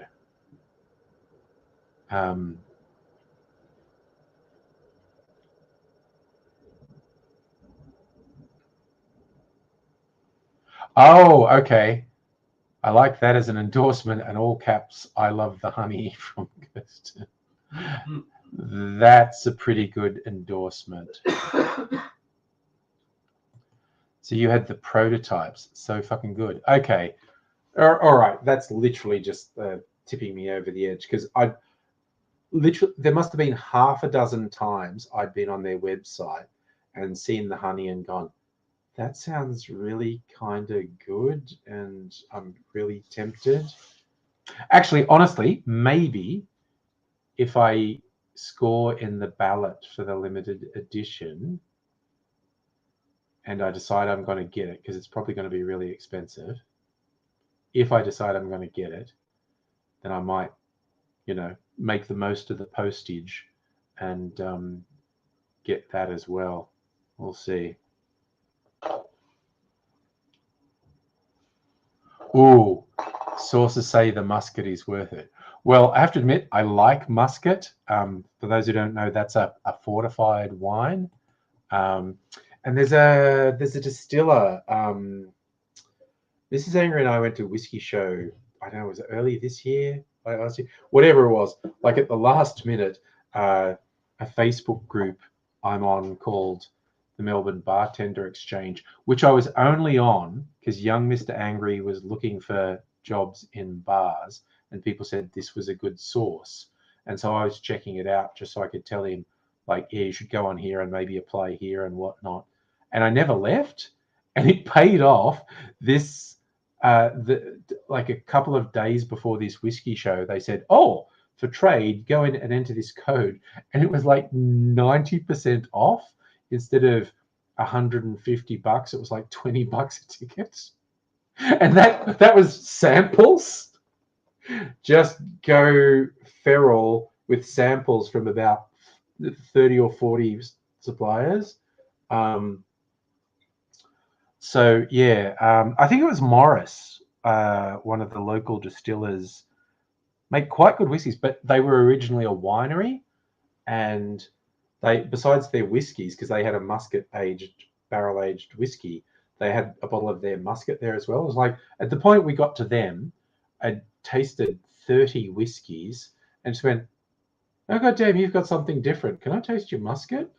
And it was really good. I was worried because when I were a lad in Dubbo, the really cheap bottled wine that the rough sleepers in the park would have in their brown paper bags was called brown muscat. Oof. And again, because it's a slightly higher alcohol but quite cheap wine, this brown muscat. But anyway, Morris's muscat was really good. Yeah, that's what I thought. Morris is still a winery, yeah, but they've started making whiskey as well. Oh, yes, sorry, Mism Creations. Abigail's having a chill in the corner, and she's supposed to be being quiet and chilling, but occasionally can't resist calling something out. So, Queen Question, the 21C distiller. Oh, okay. So, yeah, and I've seen the 21C stuff as well and been wondering. God, I've gone so feral in the last couple of weeks because at the same time, Woolies, Coles, and Dan's were doing some shelf clearing stuff and doing clearance and stuff that was like, and good Australian stuff that was like 30% or more off. Like, getting a Navy strength gin for $50, and normally the Navy strength Australian gins are at least 80 or 90. Oh, okay. So the person who's second in charge at Morris. Yeah. Well, I like their whiskey. I like their muscat. And it was also, by the time we got to this part of the whiskey show, we tasted the cream liqueurs from Heliers Road. Oh my fucking God. That stuff is beyond amazing. Dan's only has the original flavor, which is good, but they also do a salted caramel and hazelnut, which is like Nutella flavored whiskey cream liqueur. And unlike, say, Bailey's, which just tastes like cream and sugar, essentially, these actually have a whiskey taste in them. It's so fucking good. It's just beyond amazing. So yeah, it's like really late in the whiskey show. We'd had enough whiskey, so I had muscat from Morris, which was really good, and cream liqueurs from Heliers Road, which just fucking kick ass. And in fact, we've almost worked our way through the last couple bottles of Helios Road cream liqueur I got, so I maybe need to jump on their website, because as far as I know, the website's the only place I can get the salted caramel and the hazelnut, which is like Nutella whiskey cream liqueur. Yeah, Safi, you need to tone down the personal questions, okay? People need space about where they work, where they live, that type of things. I know you're not malicious, but just file it away to not ask people that.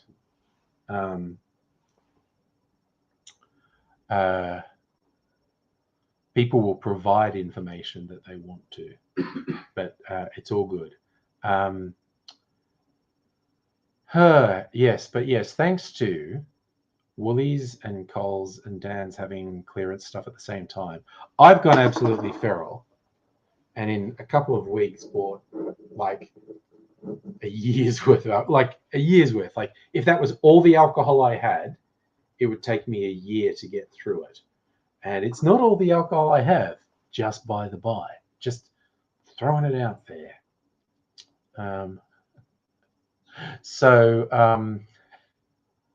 Yeah, if I ever bloody got type 2 diabetes or something and couldn't drink alcohol, tell you what, y'all would be getting some presents in the fucking mail, because I have a shit ton of stuff to get rid of. Because I would do it. Okay, true story. Friend of my dad's back in the day, back in Dubbo, was drinking way too much alcohol, which was actually a pretty common problem in Dubbo, particularly that generation. And yeah, he had he contracted type 2 diabetes. He got told point blank he had to stop drinking alcohol completely or he would go blind. He did not stop drinking alcohol. He went blind. Fucking, what a unit, honestly. Like, seriously, if I had type 2 diabetes and they said, you have to stop drinking alcohol completely because you'll go blind or you'll die, I'd go, oh yeah, okay, I'll stop drinking. And I am really confident in that, not least because I do the multiple days a week where I don't drink alcohol, but also when I had to go on the antibiotics a while back, I didn't drink alcohol at all for 10 days and it didn't stress me at all. I was like, okay, I am going to start drinking alcohol again, largely because I enjoy it. Not largely, solely because I enjoy it. But it did give me the confidence that if there was a reason to stop it. So for how many per night is okay? Look, in absolute seriousness, the fewer the better. And yeah, strictly Sega, I think virtually any medical authority would agree with you. Try not to drink more than 2 or 3 alcohol beverages. So yeah, I definitely drink enough to upset a medical professional. I have no illusions about that. They're right, I'm wrong. But you know, fuck it, man. We're all going to hell in a handbasket. So, but yeah, no. But if there was a serious thing, I am quite confident I could just stop. But yeah, it's like if anything like that happens, I guess I'm doing a whole bunch of fucking giveaways for a while because I got a shit ton of stuff to give away. For a moment there, I thought you were going to say, I'm going to do a whole bunch of cocaine. Oh yeah, no, I would give up alcohol and go on to illicit drugs. So the good news I wanted to share. Oh yeah, good news. Yes. Taylor Swift. Yes. Is releasing Taylor's version of 1989. Nice. Oh, because there was a whole bunch of shit with someone else having control of that. Yeah. And if she re-records it, I don't know who. I forget who it is. Yeah, no. I remember reading stuff about that. They bought a company who owns. They wanted to buy Spotify, basically, yes. And they're a total piece of shit. Yes. But they bought a company that owns the label. Yeah. That owns her masters. Yes. Not the the IP of her Yes. works, Yeah. but the masters Yeah. of her works. Yes. So she doesn't own her masters. So Yes. every time you listen to the originals of her work on Yeah. Spotify, Yeah. he gets the money, not Yes. her. Yeah. So she started making her own version Yeah. of the albums. Yeah. Called Taylor's version, Yeah. so that she gets the money, Yeah. not this total piece of shit. Yeah. Yeah. Even though Spotify gets Yeah. some of the money Yeah. anyway. But now, like, everyone's been waiting for, because Yeah. it's one of her most popular albums. Yeah. So in October 25th, Nice. she's releasing Nice. 1989. Yeah. And on her website, you can order 4 special editions in different colors. Oh, nice. Yes. Yeah. Yeah. The recording industry is complex and evil. Oh, yeah. Scooter Brown. That's him. Yeah, that's him. And there's this whole kerfuffle with Address and Coming Out and Carly Kloss and Gala Theory and stuff. But Yeah. have you heard Gala Theory? No, I've not heard. It's a whole thing.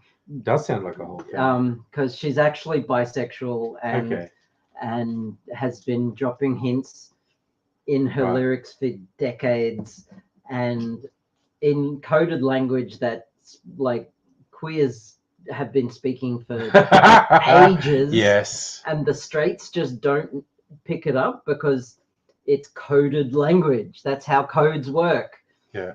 And like so when for example, if I mention a hairpin, yeah, what does that evoke for you? Yeah, nothing. Exactly. Yeah. Whereas for a queer person, Yeah. it evokes, like back in the 1800s when someone dropped a hairpin, it meant they're dropping a hint that they're gay. Ah! Oh wow, that's deep lore. That right is there. deep lore. Yeah. Or the color lavender. Oh, lavender, I know. Yeah. So the title track, the opening track of the Midnight's album being Lavender Haze, for example. Yeah. Okay. Gala's lost their shit over that. Oh, and gosh. in one of the bonus tracks, she mentioned a hairpin drop. Oh, really? Okay. And yeah, they're not isolated incidents either. Right. And they're like there's a song that was like a queer anthem. Yeah. Because it celebrates it like the film clip for it has like a bunch of queer cameos. Okay. And it's all about the song is You Need to Calm Down. Yep. Okay. And she's literally a bisexual flag. Okay. She's her color, like That's her what the hair color color is, and her outfit color is bi pride colors. Okay. So this is what she does. Yeah. And the straights don't pick it up. Yeah. And unless they're told about it. So she's one of us. Fair enough. Like and we all know it. Yeah. And there are the we call them hetlers. Because they're heterosexual Swifties or Gaylor or Hetler. The hetlers just don't want to admit that she's gay or she's queer or she's bi. Yeah. She has to be straight because the straights are not okay. Well, particularly American conservative white racist evangelicals latched onto her as the example of white heterosexual purity. Because she is from Nashville and started as a country singer. Yeah. As a teenager. So they really don't want her to be queer. But you'd be surprised how many Zoomers are hetlers. I'm never surprised by anyone. Anyway, the Hetlers are going But- nuts. But people with parasocial relationships Mm. do really messed up shit. And even like, I feel so sorry for Taylor Swift because it's got to be hard for her that Yeah. she can't just come out Yeah. Yeah. because she's so big a celebrity that she can't just come out Mm. because anyone she's ever been with would also Yeah. would be outed. Like Yeah. like Kissgate, for example. Do you know about Not Kylie really. Kloss in a nightclub in New York? She was filmed kissing her girlfriend Right. in a nightclub, or alleged girlfriend, Yeah. I should say. She was kissing a person of the female persuasion. Yes, a supermodel Kylie Nice. Kylie Kloss. Yeah. For whom she allegedly moved to New York for. Ah. Thus, the opening track of 1989. Welcome to New York. See, the deep lore is just Yeah, it really all is. over her lyrics. I could go on. Anyway, Oh, actually, no, okay, that's a fun one. Yes, Kanye's Oh, an God. idiot, yeah, but not to slight Taylor herself, but the American music industry, particularly the American music awards industry, is grossly racist and Yeah. conservative. And yeah, they give rap album of the year to Macklemore, and it's just Yeah. like what. what the And fuck? even him, I mean- when he's accepting the award, he's like, Yeah. Also, like, no disrespect to Taylor Swift. Yeah. But she was 16 when that happened. yeah, Like, give her some space. yeah. Like, she did not know what the fuck was going No. on. And that was a real dickish thing Yeah. Kanye did. And he hadn't, Oh, yeah. he had not really descended to the depths that he is Oh, there. yeah. He was probably on his meds at the time. Yeah. Like that. I mean, I don't know if he's on meds, but Fucking should be. He should be, yeah. Yeah. But yeah, it was a dick move on everyone's behalf, and I feel like Taylor was like an innocent party and all that. Like, she was just making music, Yeah. and No. she was a teenager. Yeah. She didn't deserve to be put on the spotlight. No, like that. she did not. But yeah. It was her debut album, and all of a sudden she's thrust in this spotlight, Yeah. and then all of a sudden this celebrity comes up on stage in her moment. Yeah. And like, how are you not a deer in the headlights at this point? Yeah. And then she gets like rushed at by paparazzi backstage. Yeah. And is like, just doesn't know what to say. Like, Yeah. like, I wouldn't know what to say, and I'm in my 40s. Yeah. Like, as a teenager, I'd probably be peeing myself. Yeah. No, that was way too much. Yeah, like. Yeah. Anyway, no, she's from Nashville, Tennessee, not Kentucky. Tennessee. Anyway, Down south I have to anyway. feed a bunny. Well, sure. Would you like to pat a bunny? Let's have a bunny on the stream. I don't know if I can actually pick Oh, the okay. I bunny need to up, go out there. but I'll try. All right. Otherwise, I can launch myself on the Yeah, stream.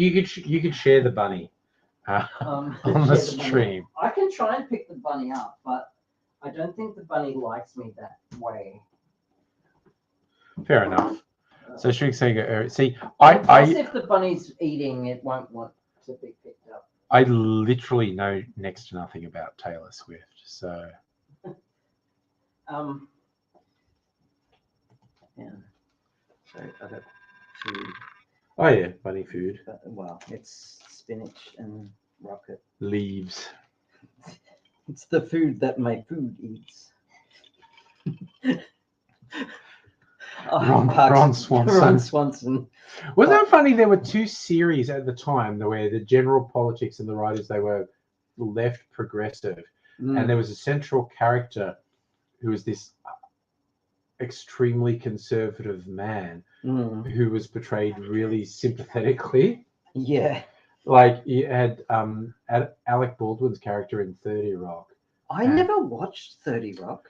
It's funny because it's like it's a Tina Fey series. 30 Rock's pretty funny Okay. and is actually way more surreal than Parks and Rec.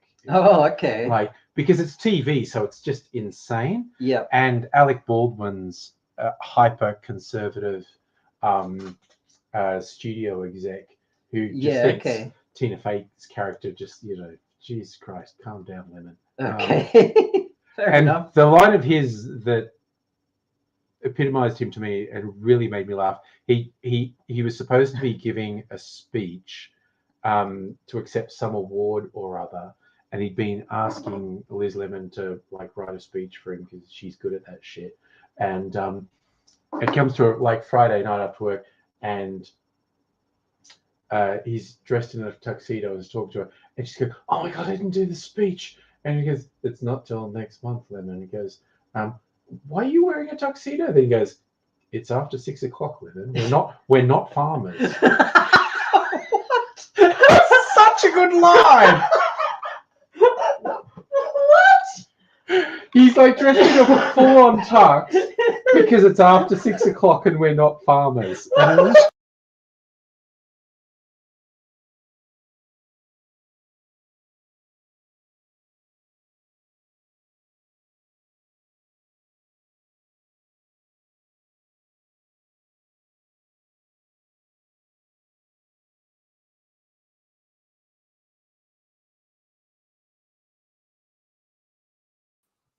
And now it's going to that one again.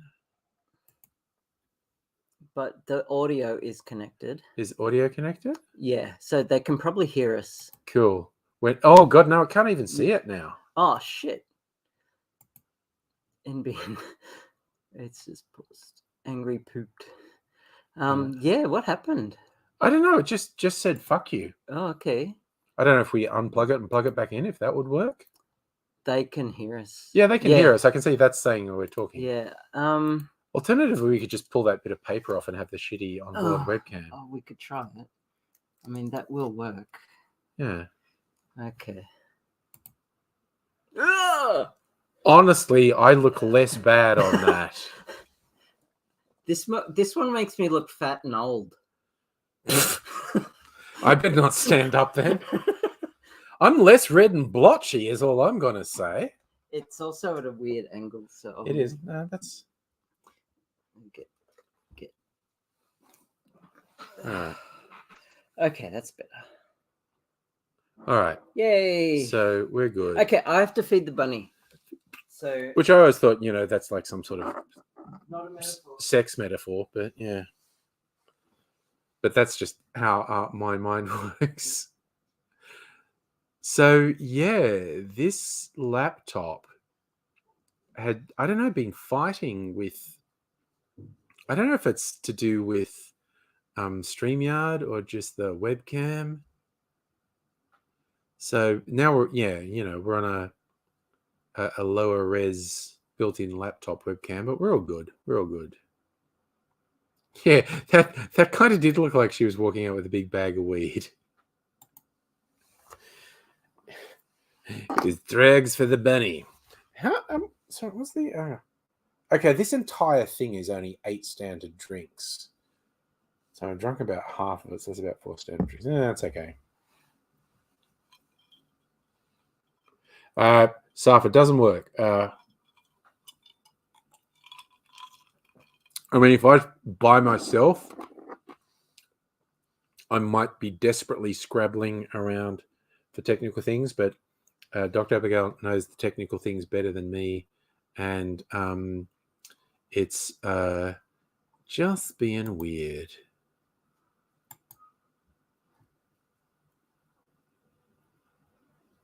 What is that doing? Oh, wait, are we getting a Perseid media shower sometime soon?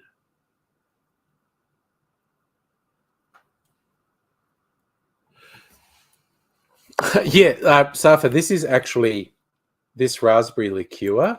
This is what I bought from Dan's tonight. I didn't bring anything from home. I was thinking of bringing some stuff from home. This is a raspberry liqueur. And I've added lemonade to it. So I'm like getting white girl wasted and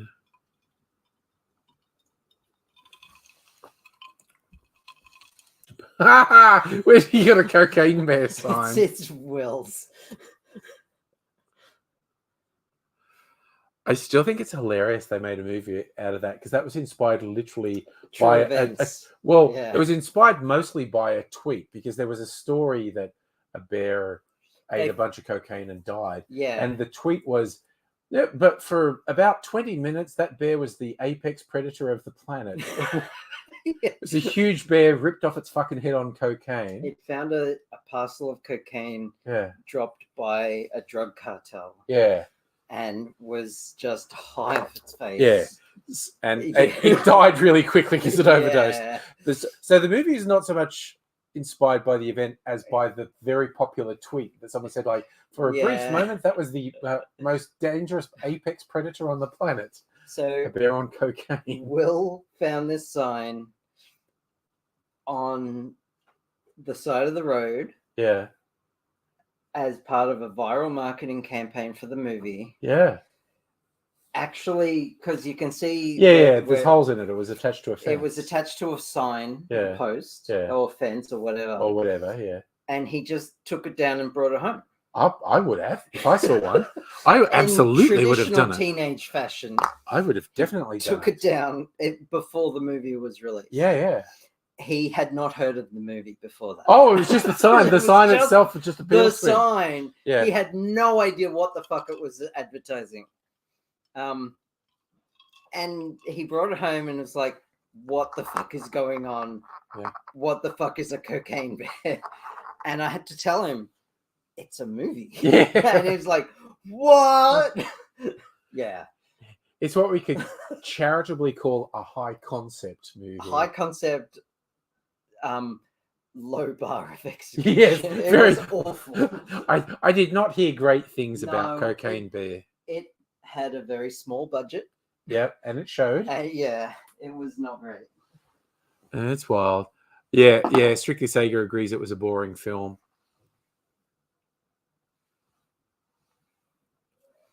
Yeah, the hype, I agree with you, Strictly Sega. The hype made you want to like it, but yeah, it is ultimately not great. Kirsten wants the sign. I want the sign. It's a great sign. I mean, I kind of want that on underpants with that sign over the cross. Sorry, that was too much. That was too much.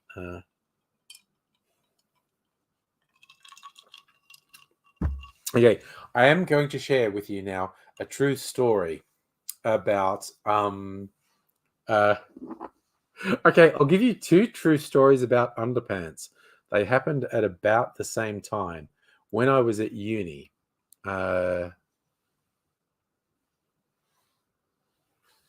What's that podcast? Just the Gist. Okay, I don't know that one. Maybe I'll look it up. I still haven't watched Snakes on a Plane, actually, as well. Safa, not even half Tim Smith at the moment. All right, so they don't do it anymore. Okay, bummer. Okay, so back at uni, by myself, as a supposed adult person looking after themselves for the first time. And it was the funny thing when I had to buy my own underwear for the first time. And it was like in the Maya in Bathurst. And I was with my girlfriend at the time. And first there was a joke. They actually had a pair of underpants, men's underpants. And you have to know the old Tom and Jerry cartoons for this. But it was a dog that was in some Tom and Jerry cartoons that would beat up the cat, Tom. And it's got like a fence post in its hand that it's going to hit Tom with. And this is on the crotch of these men's underpants with the caption, "The old pussy pounder." So, the bunny's here. Oh, look at Flopsy Bunny. His name is Buster. Hey, Buster. He's a bit anxious. Oh, you're looking really calm for all your anxiety, Buster. That's bunnies get go still when they're anxious. Oh, that's good. You stayed in really good. Oh, you got really soft fur, Buster. It's really nice. Really soft fur. He's quite chonk too. Buster the Chonk. This is the first time he's ever let me pick him up. Oh, there you go. We're all Which is pretty privileged. cool. We're privileged to see Buster the Chonk. He's a chungus. Yeah, Chungus. That's the right word for a rabbit. Yeah. Okay, I'll go to. All right, I'll put him back. So that's my first underpants story from when I was first buying underpants.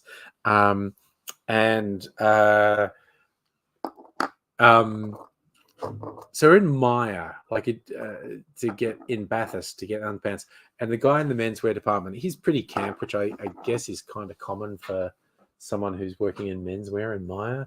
But anyway, I'm with my girlfriend at the time, and this guy, I'm saying, like, I need to get some underpants, and he goes, what size are you? And I went, I honestly don't know. I've never had to buy my own underpants. And he looks at my girlfriend and said, what would you say? Is he large? And she just went, nope. Like, I, in my naivety, did not even know where it was going. And I just went, I don't even know what size I am. And, Wow. and this super camp dude just looks at my girlfriend and goes, what would you say? Is he large? And she's like, I'm not doing this. And I was like, oh, that was a whole thing. I don't know, Pat. I don't think I'm doing the share thing tonight. So that's the whole thing. I probably need to, okay. This is one of the weird things, and I have mentioned this on previous streams. I have a huge collection of physical media discs, DVDs, and to a lesser extent Blu-rays, and there's a lot of them I've never watched. They would be on sale, and I'd go, I might want to watch that one day. It's on sale. I did actually stop buying physical media for movies and TV shows a couple of years ago just because of the streaming services. But I've literally got a shit ton of physical media I've never watched. And one of which I have Snakes on a Plane on DVD, and I've never watched it. Okay, but I have a shit I've ton. started buying CDs again. Oh, nice. And this just came today. Yeah. This is Phoebe Bridges. Ah, Punisher. nice. Okay. I've started buying them on Bandcamp. Oh, that's where the artist actually gets some benefit from it. Yeah. Even though Epic Games bought Bandcamp. Yeah. I'm not sure where the money, I think the artist gets to choose where the money's going, because Phoebe Bridges actually sends a lot of the money to charity. Yeah. Okay. But one of the benefits, because you get the digital album straight away. Yes. And it's lossless as well. You can get it nice. in MP3 or FLAC.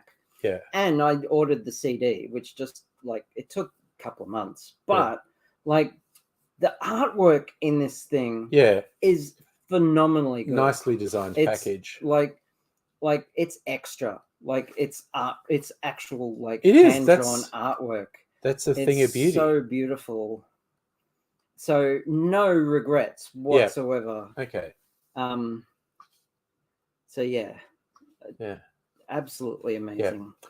I mean, I may never play this CD in an actual CD player.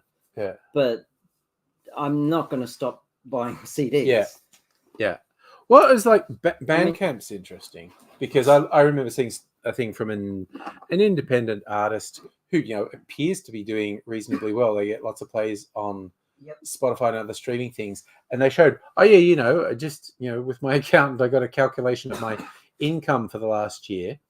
And they showed plays on Spotify and purchases on Bandcamp. They were Bandcamp was apparently 1% of plays for my music. It was 60% of my income for the year. Spotify, every one of the executives in Spotify should be dragged into the public square. Yeah. Look, maybe I'll stop at putting them in the stocks and letting us throw tomatoes at their heads. Yeah. It's just so convenient. Yeah. It's just so flippin' convenient. Spotify turned playing music on its head. But they engaged in basically a criminal conspiracy with record companies Yeah. to fuck over artists. Yeah. And the guy who's, I don't know, the head of Spotify, the founder, whatever, I've seen him make public pronouncements. And every time I see a public pronouncement for him, I said, yeah, motherfucker, when the revolution comes, you're up against the wall. It's why I've started looking for music on Bandcamp. Yeah. And I bought Midnights Yeah. on CD, Taylor Swift. This is the Till Dawn edition. Okay. So it's got this is the gayest version of this album. Well, that's what you want, the gayest The version. gayest version, because it's got Hits Different on it. Okay. Hits Different is her breakup song with Carly Kloss. Okay. If you read between the lines. If you read between the lines. Okay. Because that's her breakup song with Carly, who Mhm. broke her heart and started dating this dude. Ugh, So dudes, they're the worst. I know, right? They're the worst. Henry, hello, by the way. But I had to. Oh, butterfly this effect. is, so this is the special Target edition, and I mean Target in the US. Yeah. I had to buy this on eBay. Sorry, I just want to So- throw this out, Strictly Sega. It fucking is Spotify's fault. Everything about the people behind Spotify is pure fucking evil. The people behind Spotify Yeah. are fucking garbage. They are fucking filth. It was just like I just hear this guy making pronouncements, dictating to artists the type of music they have to release and how they have to release it. He does not have an artistic or creative bone in his body. He's a fucking steaming pile of garbage. And as I said, revolution comes, that motherfucker's one of the ones up against the wall. Basically. I've just realized I now have the capability to host all the music I want myself. Yeah. Okay. Because Strictly Sega yeah. he's here. Yeah, he's here. He got me onto this media server platform called Plex. Yeah. Okay. Because we are sharing. Yeah, no, sharing- you've been talking about it on so we can Discord. watch movies Yeah. and stuff from each Yeah. other. But it also hosts music, so I Yeah. can put the media player on my phone, and because I've been having frequent trips into the hospital, Yeah. and I've been listening to my music on my phone that I have on my computer here Yeah. without Spotify. Oh, good. Yeah. And I can just delete Spotify now. Yeah. And I don't have to pay for another streaming service.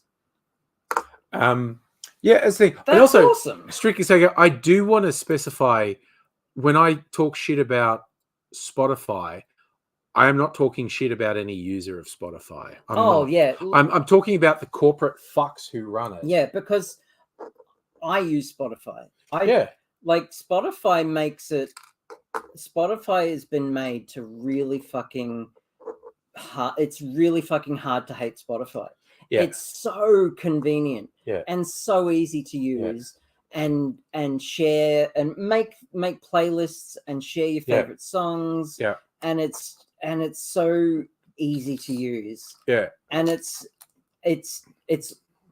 pretty awesome. Yeah. When you think about it, but at the back end, it's just pure evil. Yeah. It's like a singularity of evil. Yeah. Yeah. The corporate fucks at Spotify Yeah. engaged in what I can only describe as a criminal cartel enterprises with record companies to fuck over artists. And record companies have always fucked over artists, but they entered into a deal that fucked over artists worse than ever, which boggles the mind. But anyway. Yeah. And it's just not that well known. No. Sorry, Henry's saying, I've heard it. Post Malone. I didn't know Post Malone purchased the One Ring card. Did he? That's awesome. Because a couple people, he's a mad gamer, Post Malone. a couple people faked having found the One Ring card. Yeah. That's That's awesome. Funny. He's a mad Magic the Gathering player. Also, Henry, homemade seafood pizza with medium chili oil. Fucking rocking the homemade food. I like that. I had not heard that. I had not heard that either. I'd heard. How much did he buy for? Yeah, look it up. Look it up. Find some facts. I love some Magic All the I know is Gathering he just released an news. album. Triple J made it the album of the week, and I heard some of it driving around. I have to admit, I don't hate Post Malone. I've never hated Post Malone, but I have found his music to be quite bland, and I don't listen to his music. I feel like the newest stuff that Triple J were playing is the most bland stuff he's ever done.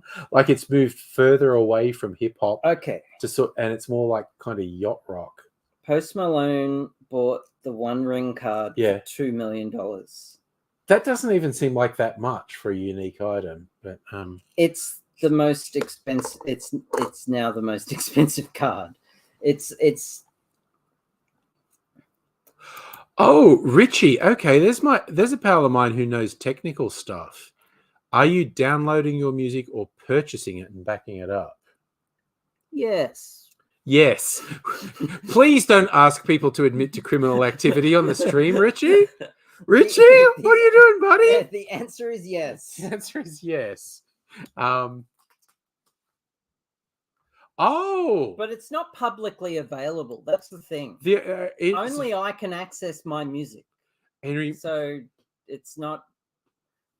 To me, the funniest thing about Post Malone is where he became a meme because there's some woman in the audience flashing her tits at him, and the shot is from behind, so you're not seeing the woman's looking. And Post Malone's on stage, and he's like so happy. He's just like titties, and people caption it various ways. He just seems so happy. It's like someone's showing me titties. That's nice. It makes him seem very naive and cute. Last year he dropped $800,000 on a Black Lotus. Nice. The Black Lotus is the rarest Magic the Gathering card. Okay, yeah. Because what's the point of being super fucking rich if you don't do fun shit with the money? So until 8 days ago, it was the most expensive Magic the Gathering until card. He bought the One Ring. Until he bought the One Ring. Rare Black Lotus card signed by the artist who drew it. Oh, god damn! Making it the most expensive card until now. He paid $2 million for the One Ring. So they only printed one of them. Yeah, no, that was. I remember that as a whole thing. Yeah, there was literally only one. So there are more One Rings out there. Yeah, but they're a different printing. Yes, so there's one of this One Ring. There's printing. one that's literally a unique item. Yes. Yeah. So, blah blah blah. As he purchased the single print from a TikTok user who posted a video on social media after finding the card. In the video, which racked up nearly 4 million views, he handshakes as he examines the card. Look what I found. Let's go. So yes, Richie, definitely. If you're just downloading stuff you haven't paid for to Plex, I get what you're saying there. Oh yeah. And Richie, I'm not so. The fact that you know about it, yeah, you're obviously a Plex user. Yeah. I get it. Yeah, Richie, like. Also, I've literally got CDs that I've been buying. So you can see Dr. Abigail is an honourable. Yeah, I don't steal from people who need the money. Yeah. I'm not I will download the shit out of Disney movies. Yeah. Because the mouse does not need the money. Yeah, fuck Disney. And Marvel movies. They are printing money hand over fist. Yeah. But when it came to indie movies from weird studios, I've got a ton of DVDs down here. Yeah. And over here. And I will happily fork over my money for them. Yeah. Now I have a shit ton of physical media. Yeah. I did stop buying, as I've already said earlier, stopped buying physical media a couple of years ago.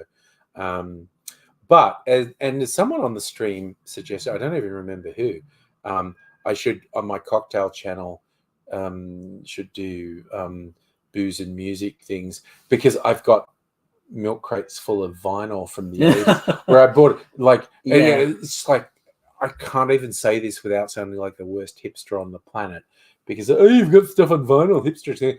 No, but I bought it in the 80s. Okay, now you're a super hipster. Oh, It's like it was literally the only format that existed back then. And I just happened to have kept it. Couldn't buy it in any. You could buy it on 8-track, I suppose. Yeah. So there was an idea at one point I was going to do it, and I might still do it. Make videos, and you're like, okay, from my vinyl collection, like this. Here's a 12 inch. It's this there. Mhm. This is a killer track. This is. I'm now going to make a drink inspired by the killer track. Was it you? Yeah, I thought I was going to say it was you, Strictly Sega, Booze and Tunes. I swear to God, I probably will do it at some point. Here's the One Ring. Oh, that's what the One Ring looks like. Okay. Graded professionally Nice. and everything. I'll just for the stream. Yeah, There it is. You could stick it in the Discord or something. Richie. Oh God, Richie, you've started buying VHS. I swear to God, I started reading that. And I thought, there. Strangely enough, Yeah. there is a market. yeah, For unopened VHS yes, tapes. yep, yeah, and yeah. No, Richie, I should put you in touch. I got another friend on Facebook, and he is obsessed with old VHS, and he goes to garage sales and shit. He goes, look what I found on VHS, and I'm like, bro, that's gonna look like shit. What are you doing? Yeah. He's going, no, but it's the VHS release. Yeah. Kitten, hey buddy. Oh God, VCRs. I did have one VCR. Might have one. I had one. I had what? Oh, my pride and joy for a couple of years. Was it was like had a VHS player and a CDR recorder in it. Yeah. So you could record from the VHS to a disc. Yeah. That was my pride and joy for a couple of years, and till that became outdated technology really fast. Yeah. Yeah, and it is. Look, oh, dude. See, that's one of the things. Strictly Sega knows what's up. What's this? He's just talking about the artwork on VHS stuff. Yeah. Yeah, like I was just saying about this CD here. Yeah. The artwork in the booklet is incredible. Like you just miss out when you're listening on Spotify or whatnot. Richie, if you want to have your midlife crisis, Strictly Sega has a Laserdisc shop. Yeah. I literally thought that's where you were going when you started. And I thought, like, I mean, I remember you could only get like a dozen movies on Laserdisc. Yeah, there was a place in Footscray when I first moved to Melbourne. My first place I lived was Footscray. There was a hi-fi shop, and they were trying to sell Laserdisc players. So they actually had what was probably an illegal Laserdisc rental library. Okay. And I used to order Laserdiscs from there, and it's fucking wicked. Yeah. Did you know that here's another Bandcamp purchase? Ooh, another Bandcamp purchase. The band Muna. I am not aware of the band Muna. Muna is one of my favorite bands. Yeah. They're from Los Angeles. Yeah. They claim to be genre agnostic. Oh, so just flipping between the genres. Yes. Okay. So one of my favorite songs on here is actually like pseudo country. Yeah. And like some of them are dancey, some of them are like electro. Yeah. But they're very queer friendly. Yep. Two of the band members used to date. The bass player is non-binary. Right. And especially in this album, some of the songs, the lead singer is constantly talking about making out with women. Fair enough. And it's a female band. Yeah. Well, until recently, all female. And they actually did a non-male. You can stick well, with non-male. Yeah. The opening track is a collaboration with Phoebe Bridgers. Oh, okay, there you go. Yeah. And the film clip is a homage to But I'm a Cheerleader. Oh my god! Which is a Which is a classic, classic. classic movie that snuck under the radar. It's a, and I can't be gay because I'm a cheerleader. yeah, and the song is about two women who Yeah. are madly in love with each other. Yeah. Well, So- what's that woman's name? Who's? But I'm a cheerleader because she was in Orange Is the New Black. Oh, and- the actress? yeah. The act. I'm blanking. Yeah, but me too. She was in Orange Is the New Black. She was in Russian Doll. Yeah, I on, know. she's so good. Uh, And she was really young when she made that movie. she was. Yeah. And that was a real ballsy move, that one. All right, I think we've missed a few things. Oh, nice. Henry, I love that. AC/DC Thunderstruck was your first vinyl. Yeah. That was again, AC/DC stuff is up and down for me. Thunderstruck is a really good one, though. That is fucking great, AC/DC. Richie's saying, look up Burnt Sausages on Bandcamp. Okay. Natasha Lyonne. That's it, Natasha Lyonne. She is yes. actually not queer. But she's a queer icon, She's I tell you that queer much. icon. And Stella, hey, hello. Stella! Doing a uni assignment. You gonna say hi? Hi. Hope you're doing well, Stella. Oh, Stella had left her job and is doing Uni a stuff. law degree, yeah, there you go. which is freaking awesome. Here's the weird thing, Henry. I really like a bunch of Pantera stuff, and then apparently the lead singer turned into a Nazi or something. I How don't is know. that a thing? I don't know, but Pantera were like the only band of that genre that I was really into. I really Yeah, like their okay. stuff. Also, when we're talking about genre defining, I'm going to give away my age because this is like from the late 80s. A guy called Martin Stevenson. Some stuff was released just under his name. Some was released under a band name called The Dainties. He released an album called Boat to Bolivia, where basically every track was a different genre. And it was like, and it was not just white people genres. It was music from different cultures and whatnot as vibe. And a friend of mine who was actually a music journo back when that was a thing, joked, the only thing that's not on the album is reggae. There was also not a track on the vinyl release called Boat to Bolivia. Okay. Then it was eventually a couple of years later released on CD with an extra track called Boat to Bolivia, which was reggae. So funny. It was, but again, he was very Martin Stevenson, very sort of folky indie pop stuff. Oh, we're into someone's brought up the Smiths. Oh, Stella says it's because she's a fucking masochist. Yeah. Oh, lawyers into that kinky shit. Swears, Stella. Also, while you're doing things, just get some high heels and a whip and stuff, and get into. Sorry, I shouldn't be saying this sort of stuff around her. I just need to go to my room for a And bit. yeah, Mism, and we always kind of masturbate. we did always kind of For a bit. intend to do stuff on the Discord, but we haven't. Yet. It just hasn't happened. Just hasn't happened. We will sometime. well, we've got to set feel- up a proper after party. channel. Yeah, and we And- will. Not and- tonight. No, but it's another not going time. to happen tonight. I'm Another on too time. many. I know you're on too many. Well, Although I is that a good night for it when you're on a lot of pain I was meds? about to say I'm on too many drugs, but they're just pain meds. They Yeah. were prescribed. Yeah. Like I can't even say I'm on like the fun drugs. Sorry, whenever you say that, all I think is the old Tism song. I'm on the drug. I'm on the drug. I'm on the drug. Killed River Phoenix. What were the like? Was it just like Ambien and alcohol? Like that No, kills I everyone. think the fact that he died, it was probably like, I don't know, a heroin highball. That's usually like heroin and Oh, cocaine. okay. Yep. The fact that he died really suddenly was probably a highball, which is usually a mix of heroin and cocaine, Fair enough. which is like a shit combo. An upper and a downer. Like, dude, pick a lane. Yeah, Pick a I fucking know, right? lane. But the classic thing about Ambien, which is a sleeping pill, and alcohol, Yeah. it's because they both are a depressant.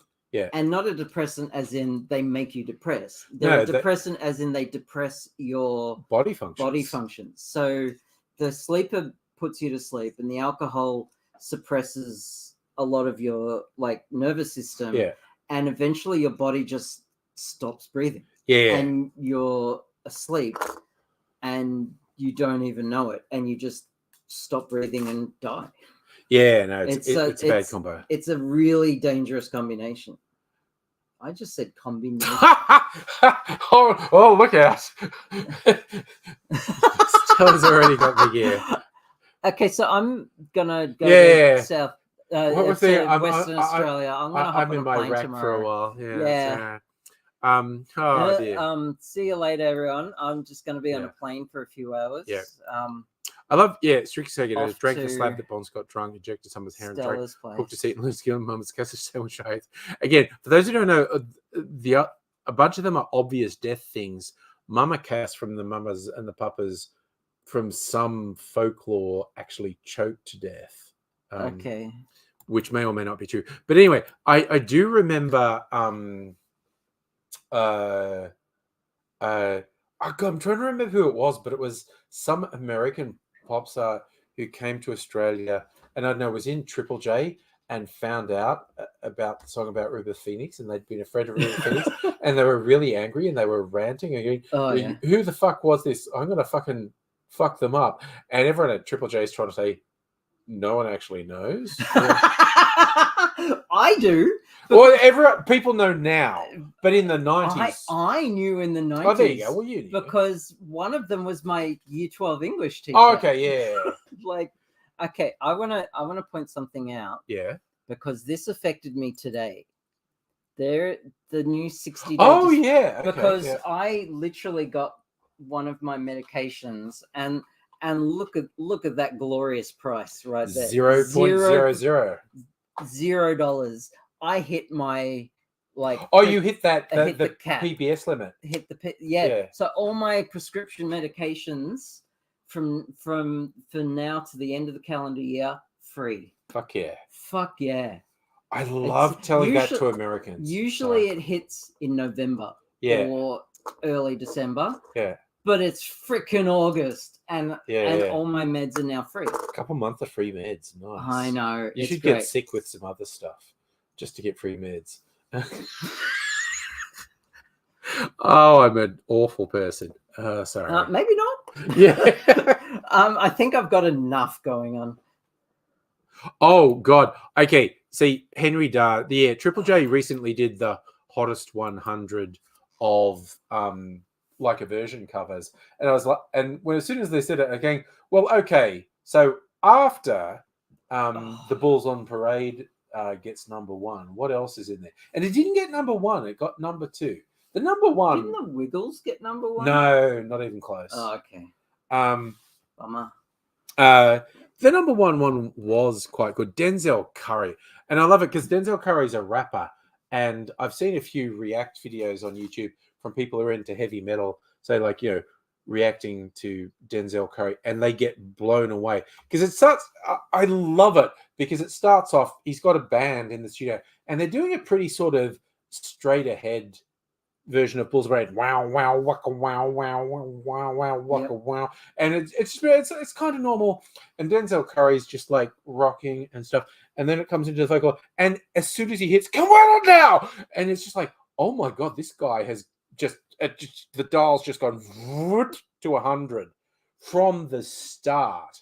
It's like the band's just been going, we're doing a fairly standard version of Bulls on Parade. And we've got this rapper here. And he's out the gate at 100%. Okay. And it's really good.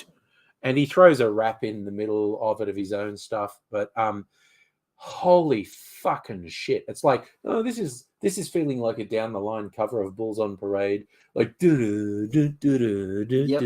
wow, wow, waka, wow. And then he just goes straight over a cliff. So it's mad. I'm super distracted by Yeah. I'm trying to read about Natasha Lyonne Oh yeah. and her sexuality, because as far as I'm aware, last time I read, she's married to a dude, and I think she's actually straight, despite being a lesbian icon. She really is. And yeah, she absolutely is, and I think she loves it. I think. She seems way into it. Yeah. Like you can see when you watch Orange Is the New Black that Yeah. she does not mind at all. No. She's well into her Yeah. character in Orange is, and also I think she's probably not completely addicted to gear, which is what her character. She is very good as a character who's really addicted to the gear. The gear. Heroin. Oh, okay. Sorry. Anyway, and then it started. This article that I'm reading starts Yeah. talking about Aubrey Plaza because they were in a movie together, and Aubrey Plaza came out as bisexual in an interview. Okay. And I've had a crush on Aubrey Plaza for ages, and I did not know that. And I always suspected, but like, holy shit, that's awesome. Yeah. Go Aubrey. Yeah, go Aubrey. She comes across as very queer iconish. Yeah. Oh, absolutely. Okay. Here's the thing. Strictly saying, you don't have to love the version. Yeah. The experience and response to art and creativity is completely subjective. Kirsten loves it. I love it. First time I heard it, I was just like, what the fuck? See, I've heard it and I'm indifferent to it. Yeah, which is why my reaction is kind of neutral. Yeah, which is fine. Yes. Okay. I mean, I don't hate it, but I'm like kind of neutral. So, yeah. This is not working on the fucking mobile. Do you want my Wi-Fi password? No. It's just the Triple J site's not work. It's there, but it's oh, okay. DMA's Do You Believe was number 1 in the hottest 100. I don't even know who they are.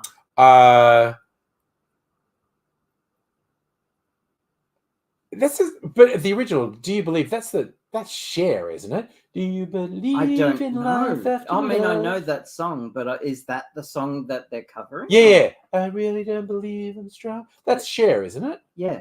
Yeah. So DMA's. It's the first song that used auto-tune. Yeah. And well, I mean, not the first song that used it was auto-tune, the first but the mainstream song, successful. that used auto-tune. It's kind of like saying Blondie had the first rap single. No, they didn't. Yeah. But they had the first mainstream successful with Rapture that had a rap in it. Yep. But DMA's, and I do like it. It is good. It's this really light male vocal indie pop version of Believe, which is again so unlike that just full on auto tune Cher doing Do You Believe. It is good. And Denzel Curry was number 2. Okay. But it's a whole thing. And you definitely get some exceptionally good covers on like a version. You get so stuff. And again, what you feel is good and bad is going to vary depending on your thing. But I know there was a big thing in the early days of it. White guys doing acoustic version of rap songs, and it's like, oh, that's not how hip hop. Oh, you edgy little guy doing your indie pop version acoustic of a rap song. It's like, yeah, okay. It's the first person who did it was interesting. The 50th person who did it was slightly less interesting. But anyway, I've hit a wall. That's okay. What time is it? It's coming up on the like 10:46. Seriously. Okay, which I know this is early Friday night stream, but I'd always intended to go home. You did say that. I did say if you're on the Discord, you would have seen me say. And you said that earlier in the evening. Yeah. As well. So yeah, I've hit a wall. Yeah, and I want to go home while trams are still running to my home and sleep with your wife before I do. Yeah, I know. While time's still on my side.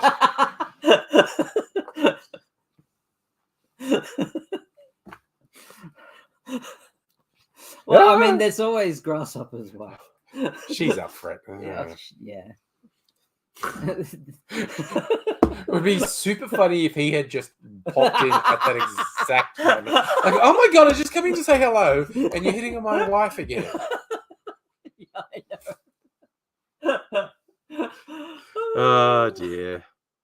It's a funny old world. It is full of coincidence and happenstance. Anyway, so this is quite short for a Friday night. I will be doing a live stream tomorrow night for anyone who's interested. Probably just at the normal time, starting at 8. I know Mrs. Angry and I might go out and get some Mexican the day food. stream. Oh. should I do a B-Day stream, an AZ mode B-Day stream before signing off? It's up to you, man. Okay, I think I should. All right, I've you. Yeah, no, all right. Okay, to make it easy, okay. I've got to let's do it quickly. Just text yourself or email yourself because you can do it from there. Yeah, that's the link. So I email it to. What the fuck is that? Oh, fuck that. Yeah. Okay. No. I said no. X that and then X that and then open up a new. So just copy. Click on copy. Oh, look, I'll just put it in the chat, quite honestly. And then open up a new tab. Yeah. Yeah. And then go to gmail.com. No, I can't be fucked. If someone clicks on it, I don't have to let them in. Oh, so yeah, you can do that. No, this link is not for you. This link is. I mean, yeah, I'm just going to ignore anyone who tries to join me. But sure. All right, so now I've got to go on the YouTubes and find that. Angry is about to have water shot up his bottom. I have not. I have done it before on a stream. I have not done it for a while. Warm water will be shot up his bottom hole. No, okay. What are we doing? You have to open up the. No, I'm logged in on another thing. Okay. I just need to find it. Stella's chat froze, but do you believe is a Huey Lewis song? Believe is the Cher song. Do you believe Huey Lewis? But anyway, the DMA's thing that won the Triple J Hottest 100. Okay. Is the Cher one? Do you believe? All right. Well, now I have to look that up. What the Huey Lewis song is? I'm here by myself. That's okay. I'll be in there. Yep, I just open this page in Safari. Jake's over at my desk, so. Wants me to open it in Safari for some reason. What? Do you even have Safari on your phone? No, iPhone, so it's got. Like who the hell has Safari? All right. Oh, here I go. But iPhone users. Get a real phone. You can see in the background. That's my toilet room. Am I on the stream, by the way? No. No, you're not in the thing yet. Am I? Oh, do I need to put you up here? Like you're not? No, No, I'm not showing up. You're not showing up yet. Oh no! Wait a sec. What am I doing? User error. Yeah, no. Entering studio. There he is. All right. I'm going over here now. Okay. There he is. So I'm in the secret room. Shut the door. And all right. So just gonna be really careful where How I exciting! I'm gonna have a big at this point. This is the thing saying everyone can see and hear you. Oh, that's disturbing. Okay, so Ugh. Oh, you just put me in the center. Okay. All right. So this is a thing. All right. Here's the remote. The remote, which has it's still got AT mode. In the middle there, AT mode. So it's like wash B-Day or AT mode. So we're going AT mode. Wait, how do I make it? Oh no, I hear water flowing. I think it's gearing up. Oh, okay. Sorry. Oh, okay. Yeah. Oh, that's the whole thing. Ooh.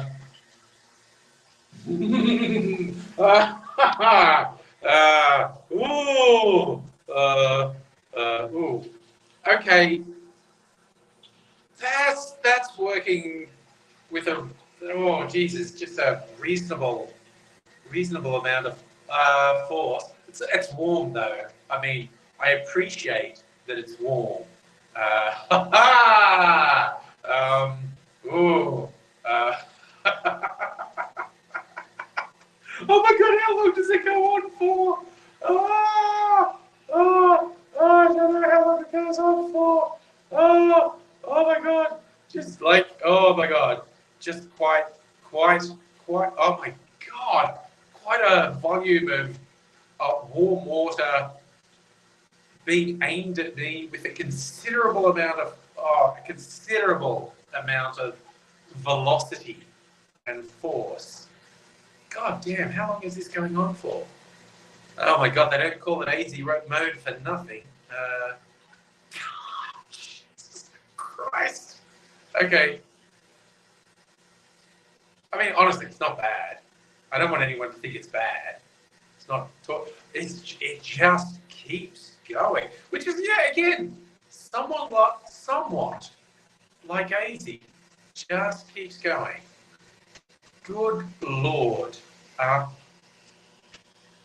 just feel compelled to keep up a commentary while it's still going, and it is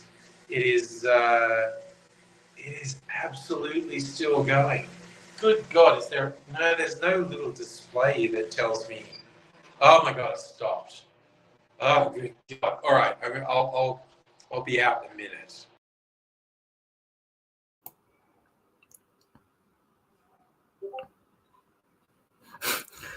What an interesting day to have eyes. Stella, we all have questions. I heard it live. I mean, we all heard it live, but I heard it on a delay, and nightmares. Oh, goose.